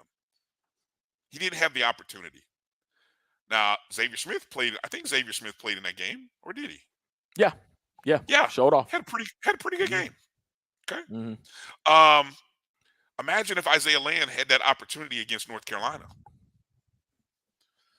I mean, the Buck Buchanan Player of the Year, his first game against North Carolina. Who knows what that looks like, you know, for him. So I put that out there to say, Jamie, look, we want our HBCUs to be, again, go back to the focus of what a coach's focus is. Go back to what a university's focus is. It ain't always about helping guys get drafted into the NFL. But these get money games that we play are these opportunities. What's your take on this, Jamie? Ooh, let me take some time Stretch on it this. out. Yeah, stretch it out. Yeah, you guys in the chat room, one, you let us know as well. Be... Let us know. Do get money games have new meaning? Listen, because I've been going back and forth on Twitter almost all day about this. Because there are so many conflating issues that people are trying to mix up within this. South Carolina State has made a living playing FBS Power 5 FBS opponents and getting kids drafted based on that. I asked Coach Buddy Pugh at media days about this very thing, and he just said he is unafraid, basically paraphrasing, he is unafraid of taking on all comers because it gives his kids an opportunity to go against those quote unquote blue bloods. He's not afraid to go up against Atlanta, not afraid to go up against Clemson. He talks about it, and there are other coaches with that same philosophy. Now, monetarily, I hate that some programs have to go and play a money game because I think there's a difference between a money game and a get money game. They can be all in the same, but the reasoning is different. I think, you know, Coach Willie Simmons coined that phrase "get money game." In fact, and talked about if Isaiah Land, he tweeted this to me, that if Isaiah Land was able to play in that game, he probably gets drafted. Now, there are other factors that go along with that, of course. And I think the philosophy of going to go against an opponent that, you know, the odds of winning is slim to none says something. But kind of like Joshua Sims said, coaches have to have a game plan to go into these games and win them. Not just, you know, go to accept the money and go home, that you're not injured in the process, but actually go to win and showcase what your talents for your team is, come up with a comprehensive game plan and go and try to win the game. So I understood that. But along with that, the philosophy of scheduling opponents based on the FCS playoffs and the Celebration Bowl comes into play too. And I think that people are mixing up because, you know, there are some people that have the schools of thought out there that, yeah, you shouldn't be trying to, you know, we're going to schedule who we can, you know, win against. And we're not going to the FCS playoffs anyway. So why in the world do we need to schedule different opponents? You know, a Celebration Bowl is the goal. I get that. I know FAMU, you know, alums and people have talked about it in this schedule. Celebration Bowl or bust. Whereas, you know, last year the schedule didn't help you. The year before it did. It got you in the playoffs. So that ways, you know, kind of an issue. There are people that move conferences, you know, A&T, you know, that if they win that conference, they go do well they're going to the FCS playoffs. So we always have the argument, FCS playoffs, Celebration Bowl, doesn't matter. I go around to say this. Scheduling matters. But there's no philosophy that I feel is wrong.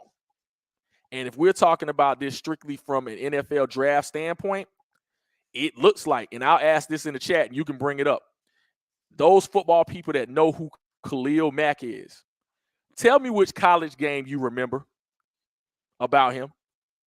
Tell me which college game you stick out of the career he had at the University of Buffalo. Tell me what game everybody refers to that got him in the NFL. So there's some credence to playing these Power 5 opponents, being able to show and display your abilities and getting drafted because you're of those people. So it is some credence to who you're playing. You know, you can say, oh, doesn't matter. No, not in every case it does. But if you go and show off, if you go and make 19 tackles against Clemson like Darius Leonard did, guess what? He's in Indianapolis. That's how he got on that stage. If you're the Kobe Durant and have 2 interceptions against Clemson, guess what? Sean McVay's eyeballs are on you at that point, and his whole brain trust and scouting. So there is something to it. If it's not just a Power 5 school, it's how you perform against that Power 5 school. That's a great point. You know, because this upcoming year, I know, for example, North Carolina Central, you know, the defending champs, HBCU national champs, Celebration Bowl champs, they're going to travel out to UCLA, and we will all be watching to see how Davius Richard does against UCLA. There has not been an HBCU quarterback drafted by the NFL since Tavares Jackson in 2008, I think it is. 08. Wow. And before him, Steve McNair. So that's what, 2 in the last 25 years, 30 years. Yeah. So I mean, and you know,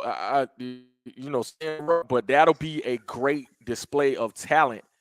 Even though his game in the Celebration Bowl was phenomenal, both through the air and on the ground. Yes. You know, and Joshua Sims, I'll go back to him a second, who is a Carolina Central former, North Carolina Central wide receiver. Who is coached and has done phenomenal things for that university. And he has said he is the best dual threat quarterback, period, going into next year. He didn't say HBCU quarterback. He said best dual threat quarterback, period, going into college football next year. Now, I hate the fact that they're going to have to get beat by 40 when they travel to Greensboro. But I hope he does shots still get fired. drafted. Shots fired. Whoa. Whoa. I love it. Woo. Hey, how about the fact that I was just thinking that, speaking of that Celebration Bowl, how about the fact that Davius Richard may have gone up against what? Well, I won't say 5, but I don't know, potentially at least 4, 5 potential NFL players. You know, I don't know if you kind of look at between the 2 cornerbacks, Miller, that's at least 3. I don't know who else is on that front line that is a potential NFL guy from Jackson State. But so you have that game, you mentioned that game, and then yes, the UCLA game, and I haven't gone too deep down the rabbit hole of looking at all of all the quarterbacks in so the dual threat. I'll be interested to see, but I know he is die hard all about his guy, and he should be, because he has a real one. And so if he puts up the numbers, has the percentage, and if he plays well, just think if they play well against UCLA, they have if there are no distractions, I mean, they're going cross country. So, I mean, God bless it. I mean, I hope they're not arriving on a Friday. I'm hoping that the university's got it figured out in a way that will allow them to get there on Thursday, so at least they can get a day under, I don't know. Maybe they'll I don't know which day of the week that game is, but maybe you got to adjust time clocks for everybody that day and just have guys waking up 3 hours earlier. I don't and that game will probably be a noon or 1 o'clock game. If UCLA is smart, they're probably just going to schedule that game at noon or 1 o'clock, which means that's a 9 a.m. game for North Carolina Central. So that there's a lot of trappings in that game in itself, but it's a big test. And Florida A&M has a contest against South Florida, which, look, 2 years ago when Florida A&M had a defense that included Marquise Bell and Isaiah Land, many people thought that was a winnable contest against South Florida then, 2 years ago. And that was a horrible USF team, by the way. That team maybe won like 2 games all year. One of them was against FAMU. But anyway, this year's team, they got a new coach. I don't know if they're going to be any better. So FAMU comes in with a potentially better defense. All this praise we're talking about. So after playing Jackson State, then they turn around and go play that get money game in Tampa against South Florida. Who knows what can happen if FAMU could win that game? So, and I know it's the eternal question, Jamie, that all schools look from a program to a school to a conference. You're all trying to answer the same question of what is our philosophy? Playing these games don't help the brand. We understand why you're playing these games. You're hoping that you're getting significant value for playing these games. You're not playing other FCS power programs, but then again, does that really matter? Because your goal at the FCS level, at least for the SWAC and MEAC teams, for the top teams, is not really chasing a playoff. It's chasing what? A bid to the Celebration Bowl, winning your championship. Okay. Now, Ante, Hampton, who's the third one? Tennessee State. Different Tennessee objectives. State. Mm. Yeah, Tennessee State. Different objectives, right? Their goal is to get to the playoffs because that's what is in it for them. So it just brings a different level of value to those games. And guys have to perform, man. I think at the end of the day, you want to be able to go into those games and you want to go compete. You hope that your team is able to compete. Sometimes you have to be realistic. And needless to say, what I'll be watching, I'll be looking to see what the point spreads say on those games. That'll tell me what the perception of North Carolina Central is when they travel all the way out to UCLA. So yeah, well, it's one of those things we gotta answer. What other takeaways as we get ready to start to bring a wrap up on the show, Jamie? What other general thoughts? I mean, we hit on a lot of different points, and I this isn't an opportunity. I mean, there's no final answers in this, right? I mean, because there's so much work that all of these schools have to do. I just wonder what you said you had conversations with Willie Simmons. I just wonder what a coach like Willie Simmons, who has a quote unquote loaded roster, has so many guys who transferred to FAMU. I wonder what his message, or anybody who's got transfers who came from FBS to an HBCU. What's their message? What are you telling your kids today? this is why this discussion is important, because I think you're having to do a sell job again to your athletes. Now, I know that FAMU got in a nice transfer today from Bethune-Cookman. So clearly it's not affecting recruiting. What? Oh, But breaking news. What? Okay, go ahead while I yeah, look man, this up. Go ahead. All right, go ahead. look Go at ahead. it. Oh. But I think that when you're looking at the sell job, and one of those sell jobs was to, in all actuality, Isaiah Land last year, who jumped in the portal, and convincing him to come back to the school, was great, because I think for all the reasons that was told to him, were relevant, and I think were true. But I think when you have the results like we had this year in the NFL draft, please don't sell what players think and perceive short. I think there are a lot of people out there that will not really buy into what these players are thinking, but they have thoughts, they have discussions, they have insight. I know Isaiah Guthrie, for example, on Twitter asked the question to coaches, like, okay, are we playing enough money games to be able to go against these Power 5 opponents to show off our skills to NFL scouts and GMs? And I think it's a viable question. I can't knock him for that question. There's some data that possibly leads to, if you perform in these games, that it increases your draft, your draft status.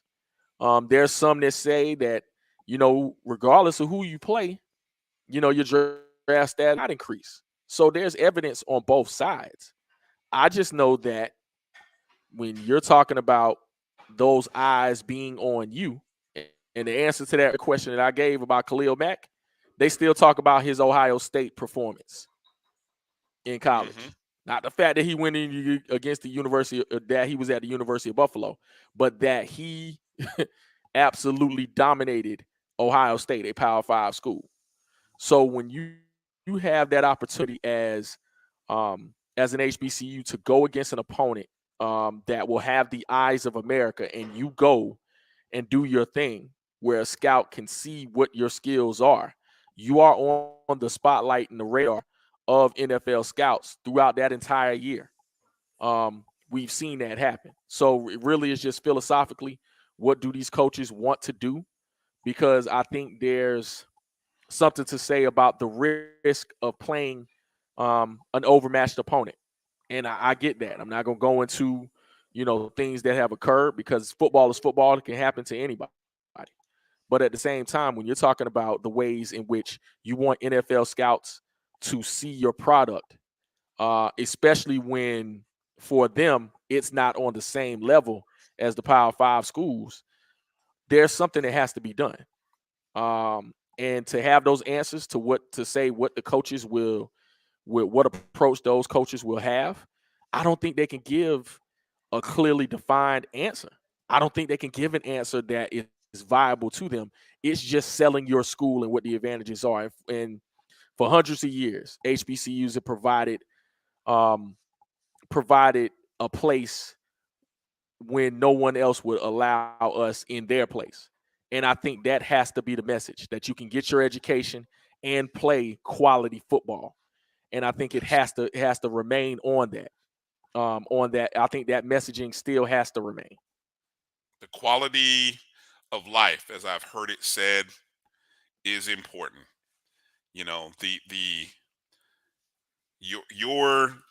Your day-to-day travels amongst the people that you are going to travel or walk alongside or sit next to have a purpose, and that has to mean something.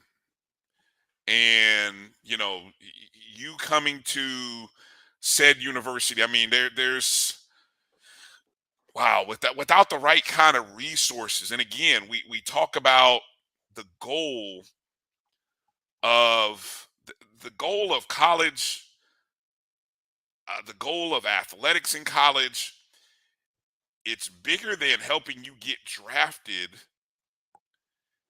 into, the NFL. It really is. This is where you start to have those arguments about the purpose of college athletics, college football. You hear people talk about breaking away college football, breaking away from the NCAA. Well, the NCAA is a product of colleges. Presidents run the NCAA. In case anyone didn't know this, presidents of universities run the NCAA. Okay, so that's very important, and that when you It's talk highly about, important. yes, it's highly important because yes, there are 60 some odd programs who make a lot of money, spend a lot of money. Very few of those 60s turn a profit, but they're not really in it to turn a profit, because every money they make, every dollar, every million they make, they turn around and reinvest it into bigger, better, or other opportunities for other student athletes in their university. Okay. The byproduct of all that extra money they're sending, the plus or the advantage, is what? 10 guys from this SEC school gets drafted. 10 from that, right? That's a great advantage. HBCUs are just different. But it's not to say that the one advantage we do have, and this is why I keep hoping and thinking and saying there are people making it. We have a culture that is rich and deep, right? I mean, we've been around for decades. We are on fourth generations, maybe fifth generations of families that have attended our universities, right? Not just second, not just third. We're up to fifth in some cases. Okay, so it's we just go back to their opportunities. If guys want to play professionally, the best thing is that there are opportunities. I've been watching the USFL, what was it, the XFL playoffs this weekend. Good football, man. Good football. If you enjoy football, good football. The USFL, good for, even though there's nobody in the stands, good football. They got to figure that whole thing out. How to figure out how to get people in the stands, right? But that's another topic. And so there's opportunities for guys if they want to continue playing professional football, and that is a positive. That's a positive. But they're not going to lose focus, no matter how bad we complain and want. Schools are not going to lose focus on their mission, which is getting guys graduated, helping guys graduate. So, it'd be nice to add some extra stuff. And if you want to be a part of adding extra stuff for your program, hey, guess what? Buy season tickets. Hey, become a monthly donor. Help encourage your friends and other HBCU alums to be monthly donors or buy season tickets, because that is what separates. Remember what that quote from Willie Simmons, the only difference is money. So if you want to see more opportunities, it starts with more money, so that the training tables can be improved and other things of that nature, and that guys can continue to perform at their best. And that when they get the opportunity, whether it's signing an undrafted free agent contract, as we've seen nearly 20 guys do over the past 24 hours, that's what they'll do. So congratulations. That might be I don't know if 17, 18, I don't know if that's the largest number in recent history, but it feels like a lot. Feels like it is. So I'm going to think less about the number 1, and I am going to think more about the number 17 or 18 or 19 or however many is, because it's that many opportunities that guys get. And I bet you what, I won't be surprised to see those guys make a roster. I won't be surprised to see those guys playing in the USFL or in the future in the XFL. Right? So, wow. What a great conversation today, Jamie. I appreciate you Absolutely. coming in, and again, I'm gonna you know tell you, if you want to go see deeper dives and some great discussions in the immediacy right after the draft. I know Scotty on his Off Script channel on YouTube did a good show, and then on Twitter Spaces, go check out HBCU Nightly. Again, I am pro Black media, pro HBCU media. You and I are members of the HBCU Pro Sports Media Association, so every conversation that we have, and look, there are a lot of opinions out there, and we appreciate all you guys for tuning in and listening to it. Please share it.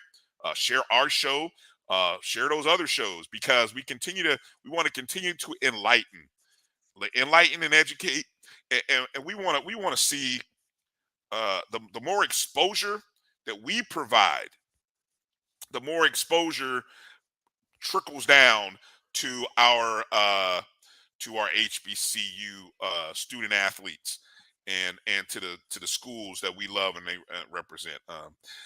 Jamie, I thought Jamie was gonna come in today, folks, to talk. We were gonna talk about spring football, and then the draft happened, and so I'm thankful to have Jamie on today, to be my wingman here tonight. Let me give a quick reminder to everybody coming up this upcoming week. You can watch the SIAC softball championships beginning Tuesday, May 2nd.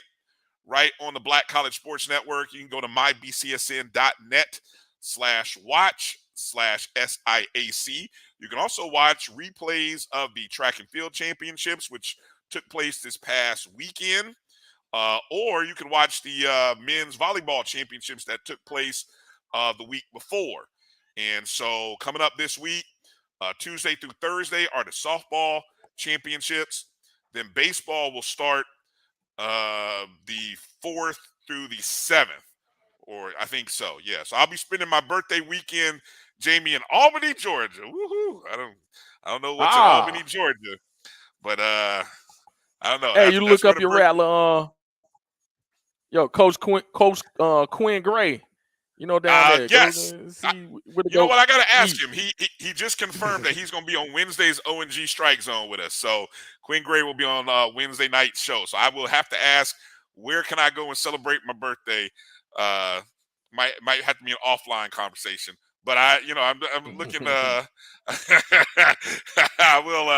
have to ask. But looking forward to the birthday weekend. Calling baseball this upcoming weekend. But again, softball starts on Tuesday. Baseball starts on Thursday, right on the Black College Sports Network, the exclusive provider of the SIAC Spring Championships. Jamie, let the people know where they can find you, where they can follow you on social media, sir. You can follow me on Twitter at Twitter and Instagram at SportVoiceJW. SportVoiceJW. Primarily on Twitter. I'll offer my opinion on most stuff. I'm not going to go back and forth with you cats because I'm just not like that. Yeah. But you'll hear me announcing in the fall, of course, man. You'll hear me announce. Definitely HBCU football is my wheelhouse, but just football in general, man. You'll hear me. So definitely give me a follow. DLB, Niles Gaddy enters the transfer portal. Why am I not surprised? Today's the last day. So there's a guy put in 2 years at Jackson State.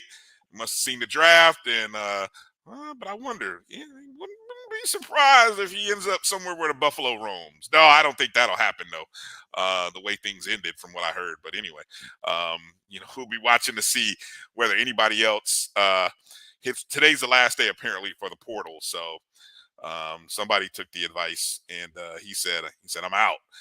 All right, well, it's gonna be like that. Where was I gonna go? Again, I think what I was gonna say, Jamie, you talked about going back and forth to people.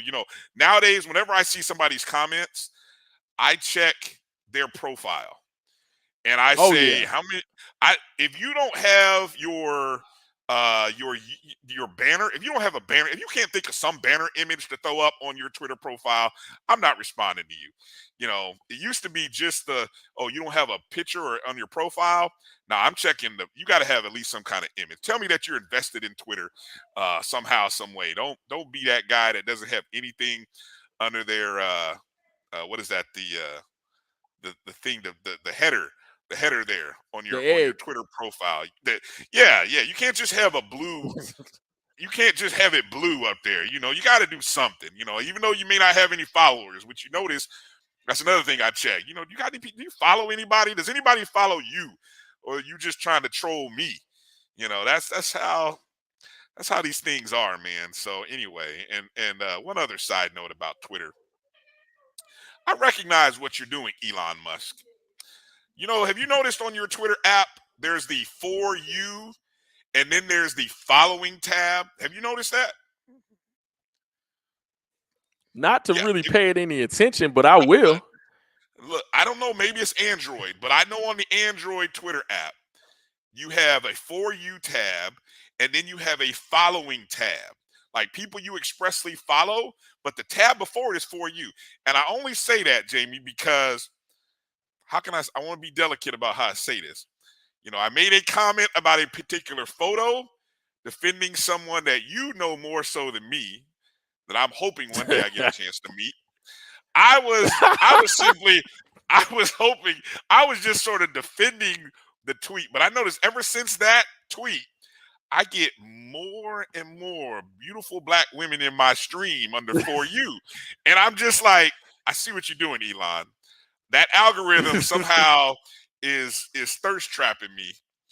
So I see what's happening. So this is random, totally random, but I just had to say it out in public space and just tell y'all, pay attention to your Twitter. But yeah, you can just go to following instead of For You. But For You is completely different than following. Twitter be trying to tell you, oh, hey, this is for you, Brian. I'm like, oh, yes, it is. Okay, but y'all gonna get me in trouble because, you know, I'm in public spaces and I can't be just hitting like on everything.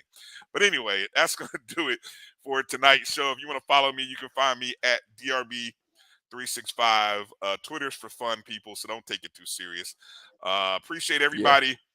Edwin says change the algorithm tab. I don't know how you do that, Edwin, or maybe that's just what they did. I don't know.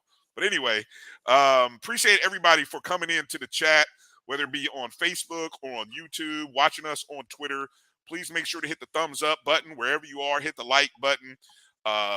Follow us at MyBCSN1, the number one. Download the Jericho Broadcast Networks app on the Google Play and Apple App Store. MyJBN, MyBCSN is where you can find it. And also, go download the BCSN Pod Zone. BCSN Pod Zone is where you can find the podcast of all of our great shows on the Black College Sports Network. BCSN Pod Zone, Spotify, Apple, Google, iHeart, Amazon Music, all those great places and spaces. So for Jamie Walker, I am Brian Fulford. Thank you guys for watching tonight's show. Good night. God bless. Peace out.